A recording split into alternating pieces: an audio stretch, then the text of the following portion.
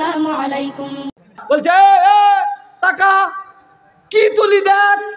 তোরা চিন্তা করছে বাবা এতক্ষণ তোলে না, এবার কি বোধহয় তুলবে রে। এরা হাতের কাটা ঝাড়তেছে আর অর্ধেক টাকায় আছে, কি উঠে দেখি তো। আস্তে করে টাইনে তুলছে, তুলে তুলে কি উঠছে ভাই? কি সাপ? ধোঁড়া। ডাইরেক্ট ফ্লাইটে যাইয়া এহরামের কাপড় পরে খানায় খাবার সামনে। বাপরে, হাজি তো কাঁদে, কিন্তু এটা এত কান্দে কেন? দেখি তো কি দোয়া করে। আল্লাহ, আসার একটু ভুল হয়ে গেছে, মেয়েদেরকে 1 বিঘা দিয়ে 9 বিঘা 2 ছেলেকে দিয়েছি। আল্লাহ, কাবা দেখলে সব গুনাহ মাফ হয়, দয়া করে তুই আমার গুনাহ মাফ করে দে। আল্লাহ ফেরেশতা নামাবে না, কিন্তু যদি ফেরেশতা আসতো ঠাড়া এক থাপ্পড় লাগাতো, হাজিরে বদমাইশ কোথাকার, তুমি বান্দার হক নষ্ট করে খানায় কাবা এসে কেঁদে কেঁদে যদি এই জায়গাতে তুমি বন্যা এনে ফেলো, আল্লাহ বান্দার হক নষ্ট করার গুনাহ মাফ করবে না, ঠিক না? আমাদের যে পুকুরগুলা আছে, এই পুকুরগুলা থেকে যখন আমরা মাছ ধরি, এই মাছ ধরার ক্ষেত্রে 2-3টা ধরন আছে। একটা হচ্ছে খেওয়া জাল দিয়ে মাছ ধরে, আছে না ভাই? আরেকটা আছে বড়শি দিয়ে মাছ ধরে, আছে না ভাই? আরেকটা আছে দেখবেন যে টানা জাল দিয়ে মাছ ধরে, আছে না ভাই? শেষ একটা আছে, সেটা হচ্ছে এই বছর আর বা এগুলার মধ্যে নাই, একবারে পুকুরের মধ্যে মেশিন ফেলে সব পানি শেষে যা আছে সব ধরে ফেলবে, শেষেও মাছ ধরা হয়, ঠিক না ভাই? ভালো করে বুঝেন ঠান্ডা মাথায়। এখন পুকুরে সেচ লাগাইছে, সেচ লাগায় সব পানি তুলে ফেলে দিছে, কোনো পানি আর দেখা যাচ্ছে না, একদম পুকুর পরিষ্কার।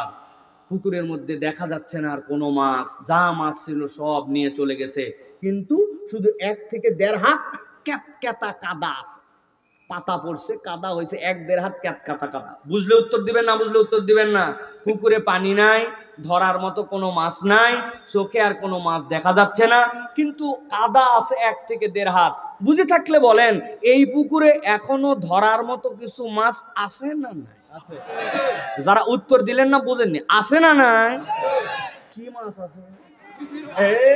গুছি আছে, কানস আছে, শোল আছে, টাকি আছে, পুঁইয়া আছে, কই আছে, আছে কিনা ভাই? এখন যে পুকুরওয়ালা এবার বড় দিলওয়ালা মানুষ, কিছু পুকুরওয়ালা থাকে দিলওয়ালা, কিছু আছে শেষরা, সব ধরে খাবে, তারপরে মানুষের মাছ ধরতে দিবে না। বাচ্চা কাচ্চারা কত আগ্রহ নিয়ে বসে থাকে, হ্যাঁ নাম্মুরা, সব খাবে ওই। আবার কিছু লোক আছে, বাবা এত মাছ আল্লাহ দিছে, এখন একটু গ্রামবাসী ধরে খাক, আছে না ভাই? 2 ধরনের মানুষই আছে। এখন ওই লোক দিলওয়ালা মানুষ বলছে, যাও আমার যা মাছ আল্লাহ দিছে যে এখন তোমরা ধরে খাও। সবাই নেমে গেছে, 5-7 বন্ধু মিলে নামছে, একটা করে গুছি তোলে আর দেখায় যে কে কি তুললো, একটা করে স্যান তুলে আর দেখায়।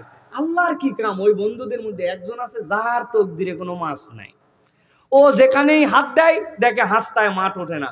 অনেকক্ষণ পরে আল্লাহর কি কাম, ফস করছে এক জায়গা, দিছে হাত, যখন ঘাউর ধরছে তখন চিন্তা করছে আল্লাহ এতক্ষণ না দিয়ে ভালোই করছে, তোরা ধরছিস এইটুকু এইটুকু, আর আমি যেটা ধরছি আল্লাহ। চিন্তা করছে এতক্ষণ যারা আমার টিটকারি মারছে তাদেরকে অন্তত একটু দেখানো দরকার। বলছে টাকা কি তুলি দেখ। তোরা চিন্তা করছে বাবা এতক্ষণ তোলে না, এবার কি বোধহয় তুলবে রে। এরা হাতের কাটা ঝাড়তেছে আর অর্ধেক টাকায় আছে, কি উঠে দেখি তো। আস্তে করে টাইনে তুলছে, তুলে কি উঠছে ভাই? কি সাপ? ধোঁড়া। এর বিষ আছে, যদি কামড়ও দেয় গরুর গোবর লাগালে বিষ শেষ, ঠিক কিনা? কিন্তু ভালো করে খেয়াল করেন, মানুষ মাত্র ওই যে সাপ তুলেছে ওইটার বিষ আছে না নাই, ওইটা কামড়াবে না কামড়াবে না এই চিন্তা করে নাই। যখন মাত্র সাপ দেখেছে, যত সাহসী পুরুষই হোক না কেন, ওই মানুষটা সাপ তোলার সাথে তার দিলের মধ্যে একটা আতঙ্ক হয়, একটা ভয় লাগে, ঠিক কিনা? আমার আল্লাহ বলছেন, ও দুনিয়ার মানুষ, খুতুয়াতের শয়তান যেটা আছে ওইটা ছোট হোক আর বড় হোক, ওইটা তোমার কাছে কম হোক আর বেশি হোক, মানুষ যেরকম আতঙ্কগ্রস্ত হয় সাপের ওই পদক্ষেপ দেখে হাত ধরার কারণে, মানুষের প্রতি আমি আল্লাহ দায়িত্ব দিলাম সেই কাজটা শয়তানি যদি হয়, ছোট হোক বড় হোক, তোমার জানা হোক না জানা হোক, তোমার আকলে ধরুক আর না ধরুক, ওইটার প্রতি তোমার ঘৃণা থাকবে, ভয় থাকবে, সেখান থেকে বেঁচে থাকার প্রচেষ্টা থাকবে। এইটাই আমি রব্বুল আমিন তোমাদের জন্য দায়িত্ব দিলাম। আল্লাহ এই জন্য বলছেন এই দায়িত্ব যে চিনেছে জান্নাতের রাস্তায় সে চলেছে, আর এই দায়িত্ব যে চিনে নাই সেই ব্যক্তি জান্নাতের রাস্তা চিনে নাই। ঠিক না? আজকে আমার আলোচ্য বিষয় এই যে শয়তান, যেই শয়তান আমাদেরকে ধোঁকা দিয়ে জাহান্নামে নিতে চায়, আমরা এই শয়তানের ধোঁকার স্তরগুলো জানি না। ইমাম ইবনুল কাইয়িম রাহমাতুল্লাহি আলাইহি তিনি আমাদের বিখ্যাত সালাফদের একজন, তিনি বলছেন মূলত শয়তান মানুষকে 6টা কৌশলে ধোঁকা দেয়। কোন ব্যক্তি যদি এই 6টা কৌশল চিনে ফেলে তাহলে শয়তান তাকে ধোঁকা দেওয়ার জাহান্নামে নিতে পারবে। তাহলে একসাথে বলতে হবে শয়তানের ধোঁকার কৌশল কয়টা? সবাই বলে নাই। হাতগুলা ডান হাতের কোন করে 5টা আঙ্গুল রেডি করবেন আর বাম হাতের একটা। আমি যেই জিজ্ঞাসা করব শয়তানের ধোঁকা দেওয়ার কৌশল কয়টা, একসাথে 2 হাত তুলে দেখাতে হবে 6টা। রেডি আছেন সবাই? তাহলে হাতগুলা রেডি করেন। রেডি করছেন সবাই? তাহলে শয়তানের ধোঁকা দেওয়ার কৌশল কয়টা? অনেকেই হাত তোলে নাই, শেষ আর একটা সুযোগ দিলাম, হাত নামান, একসাথে উঠাবেন সবাই। শয়তানের ধোঁকা দেওয়ার কৌশল কয়টা? ওই ভাই, ওই যে মুরব্বির পাশে, আপনার পাশে, ডান পাশে, কি হয়েছে? কি ব্যাপার? হ্যাঁ, মহিলারা যারা আমাকে দেখতেছেন, আমরা দেখার দরকার নাই, কিন্তু আপনারাও আসে খালি গল্প করবেন না। নওগাঁর মহিলারা ওয়াজ শুনে কম, স্টেজের জায়গা হচ্ছে না, কিন্তু ওয়াজ শুনতে কম আসছে, আমি জানি না। কোলে করে বাচ্চা নিয়ে আসছে, আসার পরে উমুকের সাথে ক্যারে বু তোর ছোলের আবার বিয়ে হয়েছে, এই যে গল্প উঠছে, কোথায় বিয়ে দিল, হ্যাঁ শেষ, আজকে ওয়াজ শেষ, ওখানে খালি গল্প হচ্ছে এখন, ঠিক কিনা? এই জন্য মা বোনেরা ওয়াজটা আজকে বাড়িতে নিয়ে যেতে হবে। আমি বেশিক্ষণ কথা বলবো না, অল্প সময়ের মধ্যে শেষ করবো ইনশাল্লাহ। এই জন্য একসাথে সকলকে বলতে হবে শয়তানের ধোঁকা দেওয়ার কৌশল কয়টা? আলহামদুলিল্লাহ, আল্লাহ রাব্বুল আলামিনের কাছে শুকরগুজার হচ্ছি যে আল্লাহ রাব্বুল আলামিন আজকে আমার জন্মভূমি উত্তর জনপদের অন্যতম শান্তিপ্রিয় নগরী নওগাঁর চণ্ডীক্ষেত্র মধ্যপাড়া মুকুরমোড় চণ্ডীক্ষেত্র জামে মসজিদের উদ্যোগে আজকের এই বাৎসরিক মাহফিলে আমাদেরকে আসার বসার তৌফিক, যোগ্যতা, সুস্থতা, পরিবেশ পরিস্থিতি, মন মানসিকতা দান করেছেন। সে আল্লাহর কাছে আমরা আল্লাহ রাব্বুল আলামিনের শেখানো বাক্যে কালিমাতুশ শুকর আদায় করছি।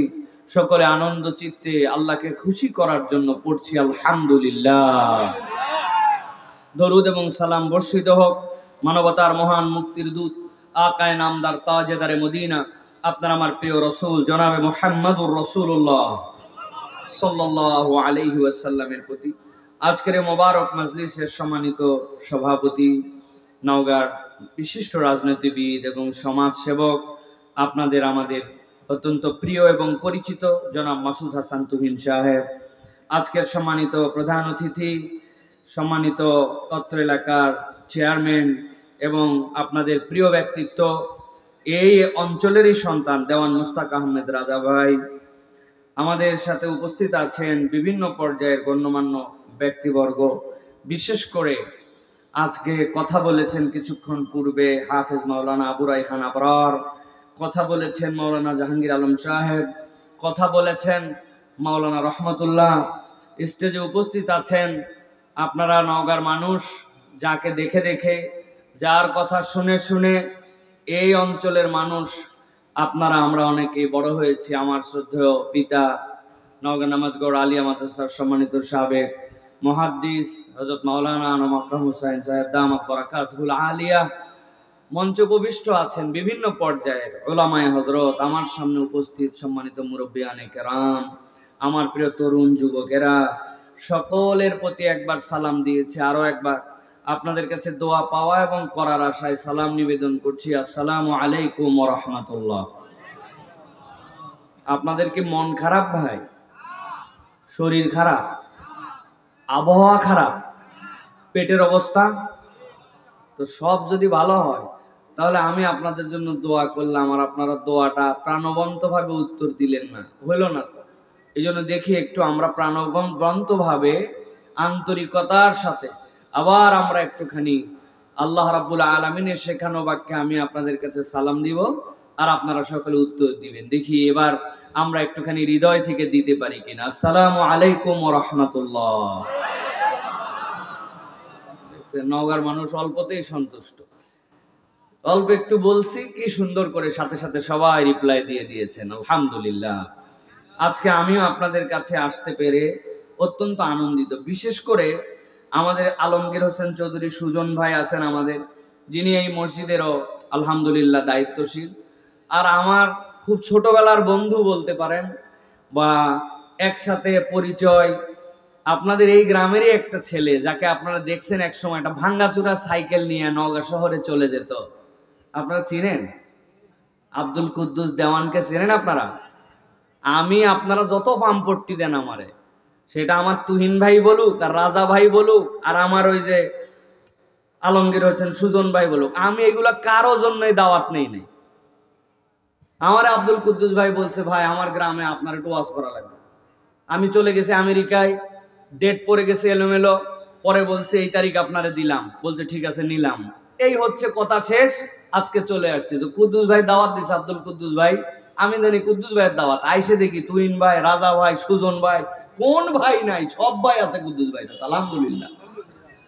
আব্বারে দাওয়াত দিয়ে নিয়ে আসা লাগে, আমি গাড়িতে করে নিয়ে আসছি। ওই যে পিছনে রহমতুল্লাহ বসে আছে, মাওলানা রহমতুল্লাহ, সিরিয়াল দিয়ে দাওয়াত দেওয়া লাগে। এই জায়গায় ফাও ওয়াজ করছে এশার নামাজের পরে, দেখছে যে স্টেজ ফাঁকা যাচ্ছে, দে ওয়াজ করে, ওইগুলো আমি সাথে নিয়ে আসছি। এগুলা এটা ভালোবাসার সম্পর্ক, এটা হচ্ছে হৃদয় থেকে একটা আন্তরিকতার কারণে এখানে আসছি। এখানে টাকা পয়সা হ্যান ত্যান কোনো কিছুর জন্য আমি আসি নাই, আল্লাহর কসম।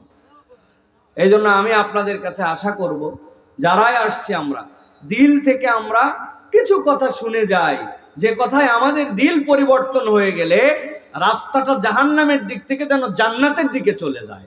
এই তো আমাদের টার্গেট, ঠিক কিনা ভাই? আর কোনো টার্গেট আছে? আপনাদেরকে বহুত পাম্পট্টি দিয়ে বলা হলো মসজিদের জন্য আদায়, দান করেন ভাই, দান করেন, মসজিদের জন্য হ্যান লাগবে ত্যান লাগবে। সব পাম্পট্টি এক জায়গায় করে দেখা যাচ্ছে 20,000। আর আমি যদি তুহিন ভাইকে বলি তুহিন ভাই 1 লাখ টাকা দিয়ে দেওয়া লাগবে, ওনার উপায় নাই, উপায় নাই, ওনার দেওয়া লাগবে। রাজা ভাই আপনার সব ছেলে পেলে বড় হয়ে গেছে, আপনার আর পিছু টান নাই, মসজিদের জন্য 1 লাখ দেওয়া লাগবে, উনি দিবে। সুতরাং টাকা পয়সার টার্গেট করে এই মাহফিল হয় নাই। টাকা পয়সা লাগলে ওনাদের কাছে নেওয়া হবে প্রয়োজন, ঠিক না ভাই? এই জন্য বলছি, যেখানে শুধু কথা শোনার জন্য আসার কথা, সেখানে আপনার গাফলতি কেন? সে জায়গায় আপনার অনুপস্থিতি কেন? সেখানে আপনি কেন প্রাণবন্ত ভাবে আসেন না? এই জন্য প্রিয় ভাইয়েরা, আমাদেরকে কোরআনুল কারীম শোনার জন্য আমাদের নিবেদন যদি না থাকে, তাহলে আমাদেরকে আবার আমাদের ইমানের ক্ষেত্রে একটু রিনিউ করা লাগবে। ইমান রিনিউ করতে হবে। আমি আপনাদের কাছে ছোট্ট একটা উদাহরণ দিয়ে আলোচনার মধ্যে প্রবেশ করব। বুঝে থাকলে উত্তর দিবেন, না বুঝলে উত্তর দিবেন না। আমাদের নওগাঁতে অনেক জায়গাতে মাটিতে 2 চুলা 3 চুলা ফেলে, দেখছেন আপনারা? আমাদের নওগাঁর লোক চুলা বলে না, আন্দাজি হো বলেন না, চোকা কি বলে? হ্যাঁ, এই যে চোকা ফেলছে, আগের রাত্রে বৃষ্টি হয়েছে, উপর দিয়ে তাল পাতা দিয়ে ঢেকে রাখছিল, কিন্তু তারপরেও স্যাঁতস্যাঁতা হয়ে গেছে। এগুলো ভাষা সব আমাদের এলাকার ভাষা, বাইরের লোক এগুলো বুঝবে না। স্যাঁতস্যাঁতা আবার কি জিনিস? এই যে স্যাঁতস্যাঁতা হয়েছে, এখন আর চুলা ধরে না। মা বোনেরা তখন বুদ্ধি করে, কি বুদ্ধি করে? চুলা ধরানোর আগে পাশে একটা কুপি বাতি জ্বলায়। নওগাঁয় কি বলে এটাকে? কুপি বলে না ভাই? হ্যাঁ, কুপি বাতি জ্বলায়। কুপি বাতি যেই জ্বলাইছে, জ্বলায় ওইখান থেকে একটুখানি খেয়ার নিয়ে, ওইখান থেকে একটু পাটকাঠি নিয়ে, এই পাটকাঠি বললাম এটাও নওগাঁর ভাষা না, নওগাঁর ভাষা হচ্ছে সিনোট। আপনারা এটা ভুল টুল ধরেন। এই সিনোট দিয়ে ধরায়া চুলা ধরায়, ঠিক না ভাই? কথা বুঝে থাকলে ঠিকঠাক বলেন, ঠিক? এখন যেই না কুপি জ্বলাইছে, কুপি জ্বালানোর পরে দেখে কি রে, কুপি লাল লাল খালি ধোঁয়া মারে, কুপি কেন জানি নিভে নিভে যেতে চায়। চিন্তা করছে কুপির যে পোলতা আছে, পোলতা মনে হয় বেশি পুড়ে গেছে, এই জন্য পোলতা আস্তে করে উপর দিকে টান দিয়ে একটু তুলে উপরকার ছাই ফেলায় আবার ধরায়। কিন্তু যেই ধরাইছে আগের থেকে বেশি ডিস্টার্ব, আগে তাও ধোঁয়া মারতো, এখন খালি দপ দপ দপ দপ করে আর লাল লাল লাল লাল উপর দিকে আলো মারে। বুঝে থাকলে বলেন তো, কুপি যদি জ্বলতে না চায়, দপ দপ করে লাল ধোঁয়া মারে, নিভে যেতে চায়, তাহলে বুঝতে হবে কুপির ভিতরে কি নাই। একটু বুঝে বলেন কি নাই। আমাদের নওগাঁয় গ্রামের লোকেরা বলে মাল নাই বা মাল নাই। কি নাই মানে ভিতরে কেরোসিন নাই। এখন যত টানবেন তত তাড়াতাড়ি পোলতা পুড়বে আর তত তাড়াতাড়ি কুপির ক্ষতি হবে আরো, ঠিক কি না? ভালো করে খেয়াল করেন, আল্লাহ রাব্বুল আমিন বলছেন ইন্নামাল মুমিনুনা আল্লাযীনা ইযা যুকিরাল্লাহু ওয়াজিলাত কুলুবুহুম ওয়া ইযা তুলিয়াত আলাইহিম আয়াতুহু যাদাতুহুম ঈমানা।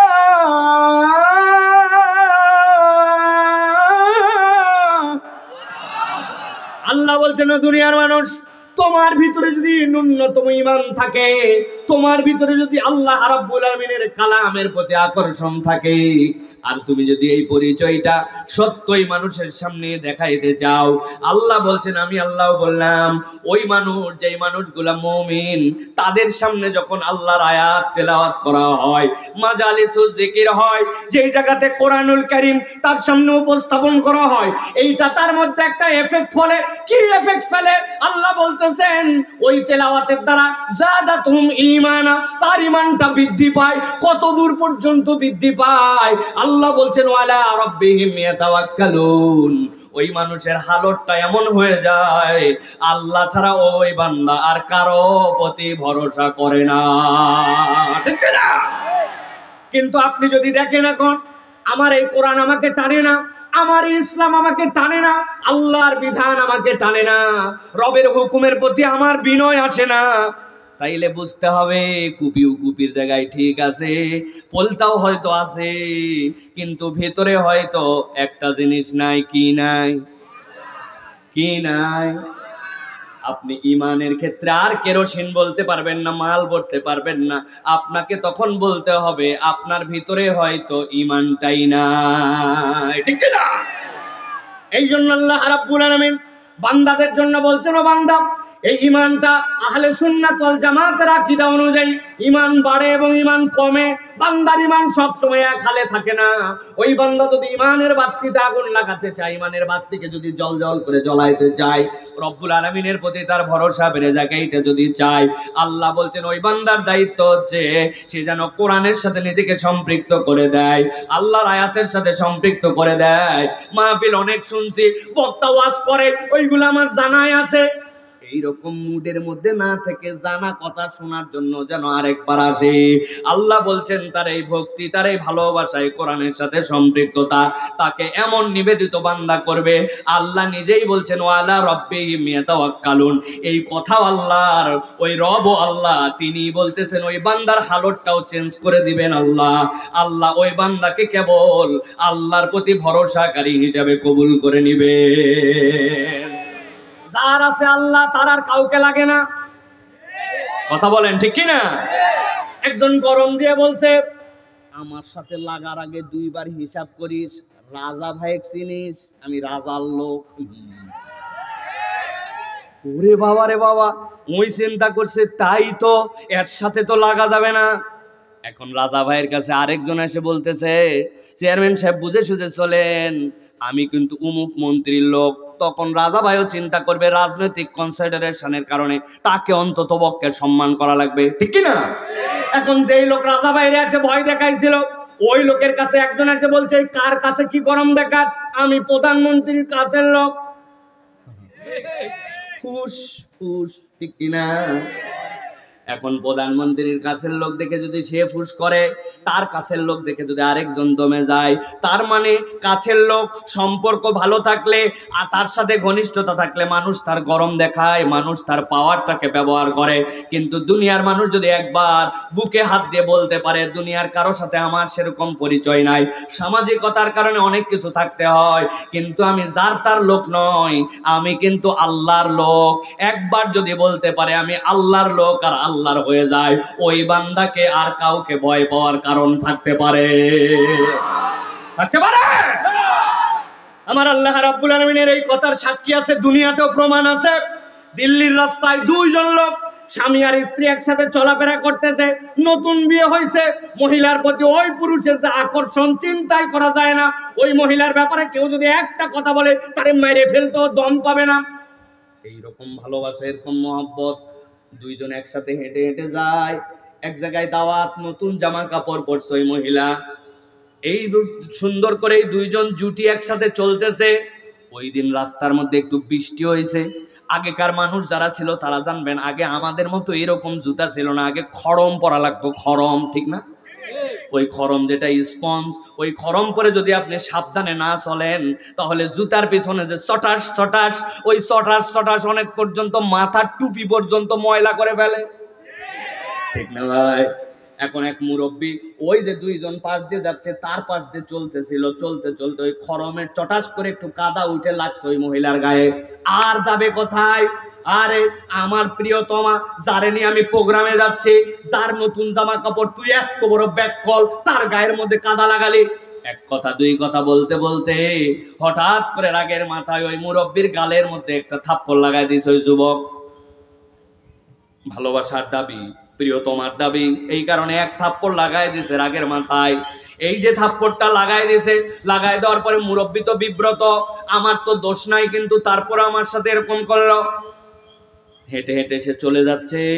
আল্লাহর কি ফায়সালা, যেই যে বেটা থাপ্পড় দিছে মাত্র 20-30 সেকেন্ডের মধ্যেই ওই ছেলেটা তরপাইতে তরপাইতে রাস্তার মধ্যে পড়ে গেছে।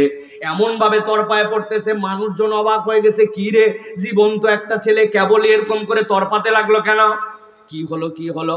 স্ত্রীকে জিজ্ঞাসা করছে কোনো রোগ ছিল নাকি? বলছে না না, তো তোমার স্বামীর এরকম হলো কেন? বলছে ওই যে দেখেন দূর দিয়ে হেঁটে চলে যাচ্ছে একটা মুরব্বী, এই লোকটাই আমার স্বামীর ক্ষতি করছে। লোকজন মিলে যায় ধরছে, মুরব্বী আপনি কি কাজ করলেন? এই যুবক ছেলেটা এরকম করে তরপাচ্ছে, ব্যাপারটা কি? বলে আমি কিচ্ছু করি নাই। বললেই হবে না, তার স্ত্রী সাক্ষ্য দিছে, আপনি আসেন। টাইনে ধরে নিয়ে আসছে, বা আমি তো কিছু করি নাই, উল্টা তো তোমার সাথের লোকে আমাকে মারছে। বলছে হ্যাঁ, মারার পরেই তো আমি দেখলাম যেই মারাটা আপনাকে মারছে এই মারাটা আসলেও যৌক্তিক হয় নাই, কিন্তু মেরে দিছে। মারার পরেই তো আমার স্বামী এরকম করে ফিট হয়ে গেল, এইরকম করে অসুস্থ হয়ে তরপাইতে তরপাইতে জীবন্ত ছেলেটা অজ্ঞান হয়ে পড়ে গেল। নিশ্চয় আপনি কোনো বদদোয়া করছেন বা কিছু করছেন, তাছাড়া তো এরকম হওয়ার কথা না। মুরব্বী বলতেছে আল্লাহর কসম করে বলছি, আমি কোনো বদদোয়া করি নাই, আমি কোনো তার নামে খারাপ কিছু করি নাই। তবে যদি এইটা হয়েও থাকে তাহলে একটা জিনিস হতে পারে, কি সেইটা বলে ফেলেন। বলছে তোমাকে এই ছেলে এত মহব্বত করে, এত ভালোবাসে, তোমার নতুন জামাতে আমার স্যান্ডেলের ছোট্ট একটু কাদা লাগছে জন্য সহ্য করতে পারে নাই। আমার গায়ে হাত তোলার কারণ কি? তোমার সাথে তার মহব্বত, তোমার সাথে তার বন্ধুত্ব, বন্ধুত্বের দাবিতে সে সহ্য করতে না পারে আমার গালে থাপ্পড় লাগাই দিয়েছে। অন্যায় ছিল। আমার তো দুনিয়ায় কোনো খাতিরের লোক নাই, আমি মুরব্বী মানুষ, আমার কোনো পরিচয় নাই, প্রভাব নাই, প্রতিপত্তি নাই।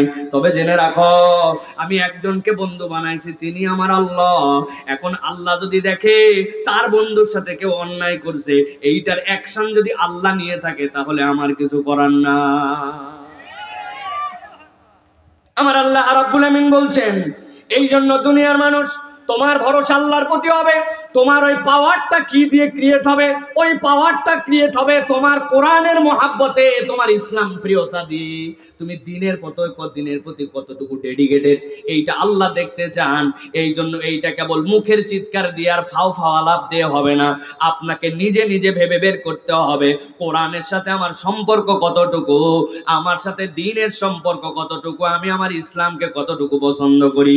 শত শত যুবক আর গ্রামের মানুষ আছে, এই এই জায়গায় যদি চলে আসে মাঠে জায়গা দেওয়া যাবে না, কিন্তু তারা মাঠের মধ্যে না আসে কেউ চটপটি খায়, কেউ বা বিড়ি খায়, কেউ বা আইলের মধ্যে নেমে যে 5 বন্ধু মিলে আড্ডা মারতেছে, কেউ বা দূরে যায় দেখেন ছোট্ট করে মোবাইল বের করে গেম খেলতেছে। এত দূরে এত আয়োজন এত জানানোর পরেও সবাই কিন্তু এখানে আসতে পারে নাই, কেননা আমি প্রথমেই বলেছি ভিতরে তাদের আসলে কি নাই, তেল নাই। কি নাই? এটা ঈমানের তেল। আমার আল্লাহ বলছেন বাড়াবে কেমনে? আল্লাহ রাব্বুল আলামিন বলছেন আল্লাযীনা ইউকিমুনাস সালাতা ওয়া মিম্মা রাযাকনাহুম ইউনফিকুন।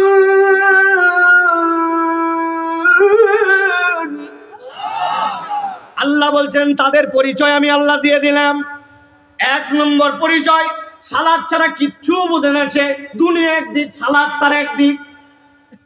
ফজরের সময় ওঠে না লাস্ট 2 মাস, তিনি আবার ওয়াজ শুনে বলতেছে ঠিক। আল্লাযীনা, আল্লাহ রাব্বুল আমিন বলছেন ইউকিমুনা, প্রতিষ্ঠিত করে, as-salata, সালাত, ওয়া মিম্মা রাযাকনাহুম, আর আমি আল্লাহ তাকে যে রিজিক দিয়েছি, ভালো করে বোঝেন। আপনি বলছেন আমার জমি, কয় বিঘা জমি রে বাতর? কয় বিঘা 4 হতে পারে। আমার জমি, এই জমি কার? কয় আমার। এই মোটরসাইকেল আমার, এই বাড়ি আমার, এই ব্যবসা আমার। আল্লাহ বলছেন রাখো, পরিমাণ নবায়ন করো। ওয়া মিম্মা, যা কিছু আমি রাযাকনা, আবার আল্লাহ ইয়ায় মুতাকাল্লিম বলতেছেন আমি তাকে দিয়েছি হুম, তাদেরকে। সুতরাং যে রিজিক এইটা আমার হাতের কামাই নয়, এটা আল্লাহর দেওয়া। আল্লাহ বলছেন আমার দেওয়া রিজিক থেকে নির্দ্বিধায় তারা খরচ করে। এই চরিত্র না থাকলে ওই মানুষগুলার তাওয়াক্কুলও আসবে না, ওই মানুষগুলা আল্লাহ প্রেমী, এইটার প্রমাণও দেওয়া যাবে না। ঠিক না? ব্যাগ আপনার সামনে দিয়ে একটু আগেই ঘুরে আসছে, আবার জোরে জোরে বলতেছেন ঠিক। খুচরা চেক করে দেখছে না, খুচরা টাকা নাই। আবার বলছে প্রত্যেক জুম্মাতি দেই, আবার মাহফিলের দেওয়ার আবার কি দরকার আছে, রাখ তো রাখ, কুদ্দুস দিবে। আপনি চিন্তা ভাবনা করছেন, এইরকম মন মানসিকতা নিয়ে ঘুরতেছেন। আল্লাহ বলতেছেন শুধরায় যাও, ওই শুধরানির জন্যই তো আজকের আয়োজন। ঠিক না? আল্লাহ রাব্বুল আমিন বলছেন উলাইকা হুমুল মুমিনুনা হাক্কা লাহুম দারাজাতুন ইনদা রাব্বিহিম ওয়া মাগফিরাতুন ওয়া রিজকুন কারীম। আল্লাহ বলছেন আমি আল্লাহ ঘোষণা দিয়ে দিলাম তাদের জন্য আমি রব্বুল আমিন 3টা নিয়ামত রেখে দিব। যারা কোরআন প্রেমী হবে, যারা আল্লাহ রাব্বুল আমিনের আয়াতের দিকে ভালোবাসা দিবে, যারা সালাত আদায়কারী হবে, আর যারা তাদের রিজিক থেকে নির্দ্বিধায় খরচ করতে থাকবে, দিতে থাকবে, চিন্তা করবে না কোত্থেকে হবে। দান করে কেউ ফকির হয় নাই, এটাই আল্লাহর ঘোষণা, সে দিতে থাকে।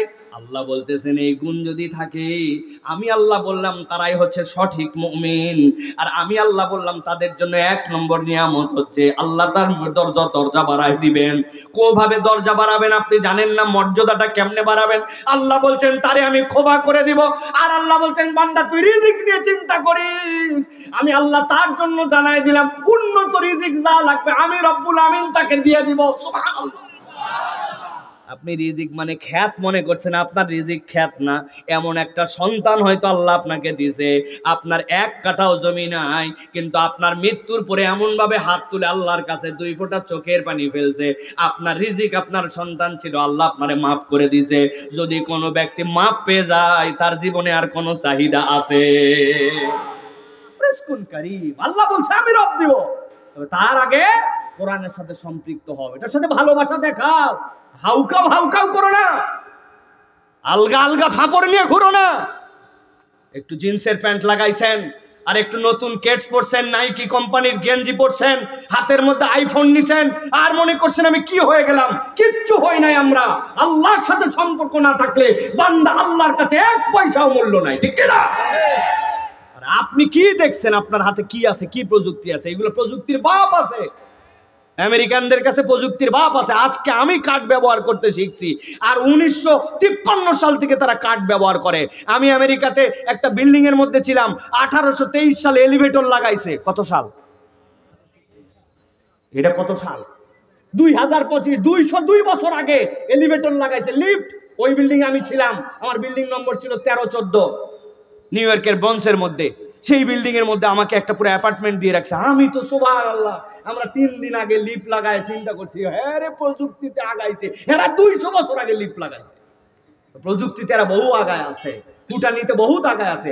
আইফোন ওরা বানায়, তারপরে আপনারে দেয়, তারপরে আমি হাতে তুলে ফুটানি করি। প্রযুক্তি তারা বের করে দেয়, তারপরে আমি আপনি গরম মারি। সুতরাং প্রযুক্তির গরম কোনো গরম নয়, আসল গরম ঈমান যার সাথে আছে ওইটা ঠিক আছে কিনা আগে ওইটা মিলান।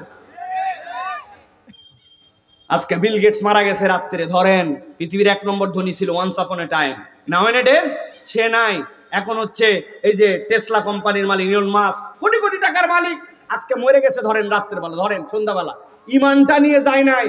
আর আপনার এই চণ্ডী ক্ষেত্রের একজন দুর্বল ভ্যানওয়ালা, বেচারির বাড়ি নাই, গাড়ি নাই, টাকা নাই, পয়সা নাই, কিন্তু আজকে মারা গেছে, ইমানটা নিয়ে গেছে। সে পুরা পৃথিবীর 1 নম্বর, আর সে পুরা পৃথিবীর নম্বরহীন, এর কোনো নম্বরই নেই, তালিকাতেই আসে নাই। তাহলে এই 2 জনের মধ্যে জান্নাতের রাস্তা কার? টাকা আলার, টাকা আলার, ভ্যান আলার। বুঝে চলেন। আল্লাহ রাব্বুল আলামিন আমাদেরকে বোঝার তৌফিক দান করেন। প্রিয় ভাইরা, তাহলে আমরা কোরআনুল কারীম শুনতে রাজি আছি ভাই? রাজি আছি আমরা? কোরআনের প্রতি মহাব্বত দেখাতে রাজি আছি আমরা? আমাদের ঈমানকে মূল্যায়ন করতে রাজি আছি আমরা? কারা কারা রাজি আছেন? হাত শক্ত করে তোলেন, সোজা সোজা করেন, টান টান করে তোলেন। দেখেন তো কারা কারা হাত শক্ত করতে পারেন, এগুলো হাত সোজা করেন, সোজা করেন, সোজা করে হাত সোজা করেন। করছেন সবাই? একটা তাকবীর দেন, লিল্লাহে তাকবীর। ভয় নাই ভাই, এটা না খাওয়া তাকবীর হইছে, একটু জোরে সরে তাকবীর দেন, লিল্লাহে তাকবীর। আলহামদুলিল্লাহ, হাত নামান। তাহলে আমরা কোরআনুল কারীম থেকে কিছু কথা শুনতে রাজি আছি ইনশাআল্লাহ। প্রিয় ভাইরা, আমরা অনেক কষ্ট করে আপনাদের এখানে আসি। আপনাদের এখানে আসি বলতে নওগাঁয় আমার জন্মস্থান হলেও থাকি না তো এখানে। এখন আশপাশে যে পরিমাণ প্রোগ্রাম আছে আমার ঢাকার রেঞ্জের মধ্যে, আমি মাহফিলে বের হব বাদ মাগরিব, এসার পরে কথা বলবো। আর আপনাদের এখানকার মতো না 10:30, 11:30 আপনার ইচ্ছা মতো দিলেন, এখানে তো কিছু বলি নাই। আমার টাইম বান্দা, 9টা মানে 9টা 1 না, 8টা 59 না, 9টা মানে 9টা, 9:30 মানে 9:30, এই সময়ে দিতে হবে আমাকে। আমার কথাবার্তা পাক্কা করে যাওয়া, কারণ কথাবার্তা আমাদের কথা মানুষ শুনতে আসছে। 11টা 11:30 পর্যন্ত দিবেন, মানুষজন বিরক্ত হয়ে যায়, ঠিক কিনা ভাই? তবে আপনারা বিরক্ত হন না, কারণ আপনারা আইসেনই তো 9টার সময়। আমাদের অভ্যাসই নাই, আগে গিয়েছে এসার নামাজ পড়ে যায়, খাইয়ে দাইয়ে এরপরে পান একটা নিয়ে বউয়ের সাথে বিদায় নিয়ে খিলাল করতে করতে এরপরে আইছে। সব দেশের লোক এরকম না। গতকালকে চাঁপাইনবাবগঞ্জে ছিলাম, এই যে আমার সফর সঙ্গীরা আছে, শুনে দেখেন কি পরিমাণ লোক আর কোন সময়টুকু আমাকে কথা বলতে দিছিল। 2 ঘন্টা কথা বলছি, কি পরিমাণ লোক আপনি কল্পনায় মধ্যে নিতে পারবেন। তো আমি লোকের জন্য বলতেছি না, যেখানে যেরকম আলহামদুলিল্লাহ, it doesn't matter how many person in here, এটা কোনো বিষয় না। আল্লাহ রাব্বুল আলামিন এটা দেখবেন না, আল্লাহ দেখবেন অন্তর নিয়ে কারা কারা আসছিল, ঠিক না ভাই? আমার এখানে একজন লোক থাকতে পারে, ওই লোকের জন্য আল্লাহ আমাকেও কবুল করতে পারেন, আমাদেরকেও কবুল করতে পারেন ইনশাআল্লাহ। তাহলে আমরা কোরআন থেকে কিছু কথা শুনতে চাই ইনশাআল্লাহ।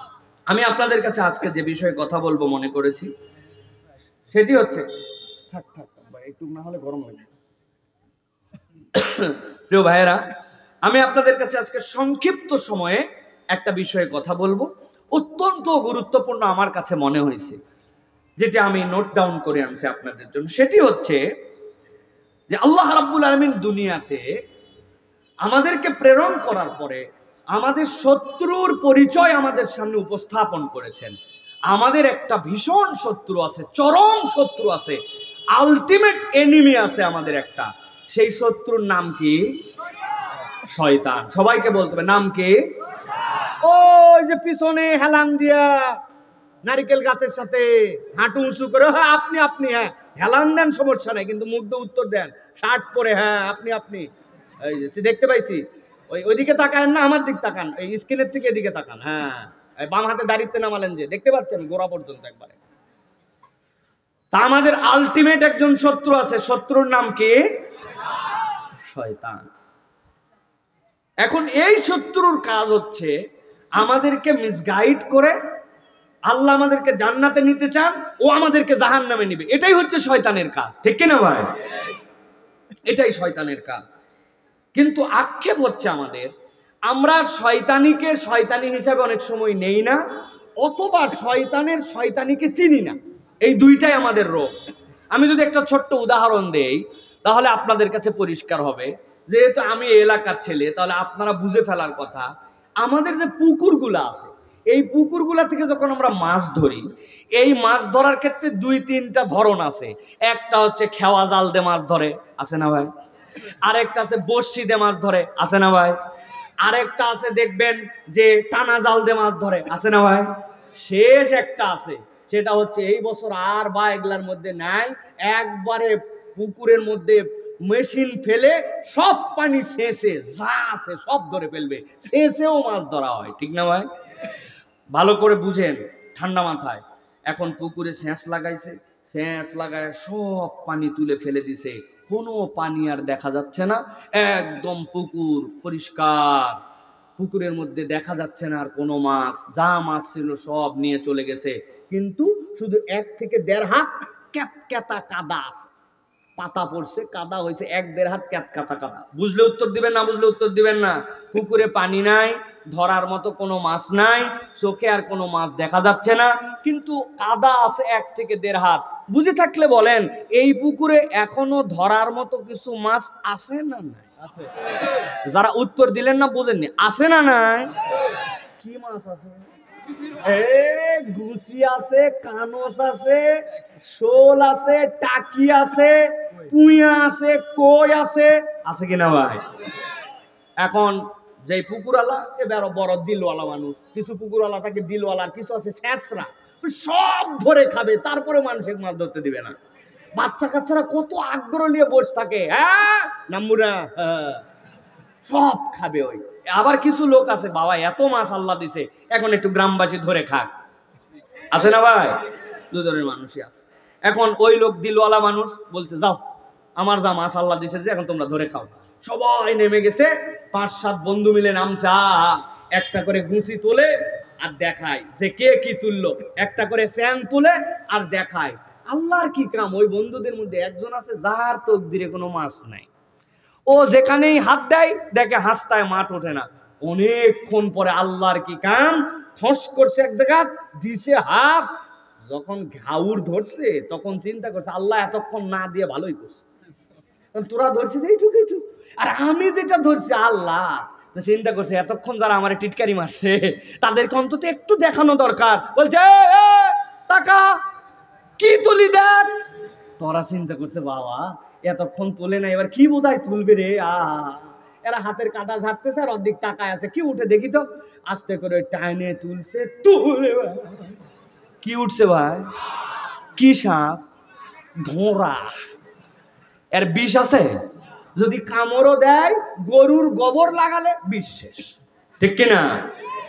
কিন্তু ভালো করে খেয়াল করেন, মানুষ মাত্র ওই যে সাপ তুলেছে ওইটার বিষ আছে না নাই, ওইটা কামড়াবে না কামড়াবে না এই চিন্তা করে নাই। যখন মাত্র সাপ দেখেছে, যত সাহসী পুরুষই হোক না কেন, ওই মানুষটা সাপ তোলার সাথে তার দিলের মধ্যে একটা আতঙ্ক হয়, একটা ভয় লাগে, ঠিক কিনা? আমার আল্লাহ বলছেন, ও দুনিয়ার মানুষ, খুতুয়াতের শয়তান যেটা আছে ওইটা ছোট হোক আর বড় হোক, ওইটা তোমার কাছে কম হোক আর বেশি হোক, মানুষ যেরকম আতঙ্কগ্রস্ত হয় সাপের ওই পদক্ষেপ দেখে হাত ধরার কারণে, মানুষের প্রতি আমি আল্লাহ দায়িত্ব দিলাম, সেই কাজটা শয়তানি যদি হয়, ছোট হোক বড় হোক, তোমার জানা হোক না জানা হোক, তোমার আকলে ধরুক আর না ধরুক, ওইটার প্রতি তোমার ঘৃণা থাকবে, ভয় থাকবে, সেখান থেকে বেঁচে থাকার প্রচেষ্টা থাকবে। এইটাই আমি রব্বুল আমিন তোমাদের জন্য দায়িত্ব দিলাম। আল্লাহ এই জন্য বলছেন, এই দায়িত্ব যে চিনেছে জান্নাতের রাস্তায় সে চলেছে, আর এই দায়িত্ব যে চিনে নাই সেই ব্যক্তি জান্নাতের রাস্তা চিনে না, ঠিক না? আজকে আমার আলোচ্য বিষয় এই যে শয়তান, যেই শয়তান আমাদেরকে ধোঁকা দিয়ে জাহান্নামে নিতে চায়, আমরা এই শয়তানের ধোঁকার স্তরগুলা জানি না। ইমাম ইবনুল কাইয়িম রাহমাতুল্লাহি আলাইহি তিনি আমাদের বিখ্যাত সালাফদের একজন। তিনি বলছেন মূলত শয়তান মানুষকে 6টা কৌশলে ধোঁকা দেয়। কোন ব্যক্তি যদি এই 6টা কৌশল চিনে ফেলে তাহলে শয়তান তাকে ধোঁকা দেওয়ার জাহান্নামে নিতে পারবে। তাহলে একসাথে বলতে হবে শয়তানের ধোঁকার কৌশল কয়টা? সবাই বলে নাই। হাতগুলা ডান হাত এরকম করে 5টা আঙ্গুল রেডি করবেন আর বাম হাতের একটা। আমি যেই জিজ্ঞাসা করব শয়তানের ধোঁকা দেওয়ার কৌশল কয়টা, একসাথে 2 হাত তুলে দেখাতে হবে 6টা। রেডি আছেন সবাই? তাহলে হাতগুলা রেডি করেন। রেডি করছেন সবাই? তাহলে শয়তানের ধোঁকা দেওয়ার কৌশল কয়টা? অনেকেই হাত তুলে নাই, শেষ আর একটা সুযোগ দিলাম, হাত নামান, একসাথে উঠাবেন সবাই। শয়তানের ধোঁকা দেওয়ার কৌশল কয়টা? ওই ভাই, ওই যে মুরব্বির পাশে, আপনার পাশে, ডান পাশে, কি হয়েছে?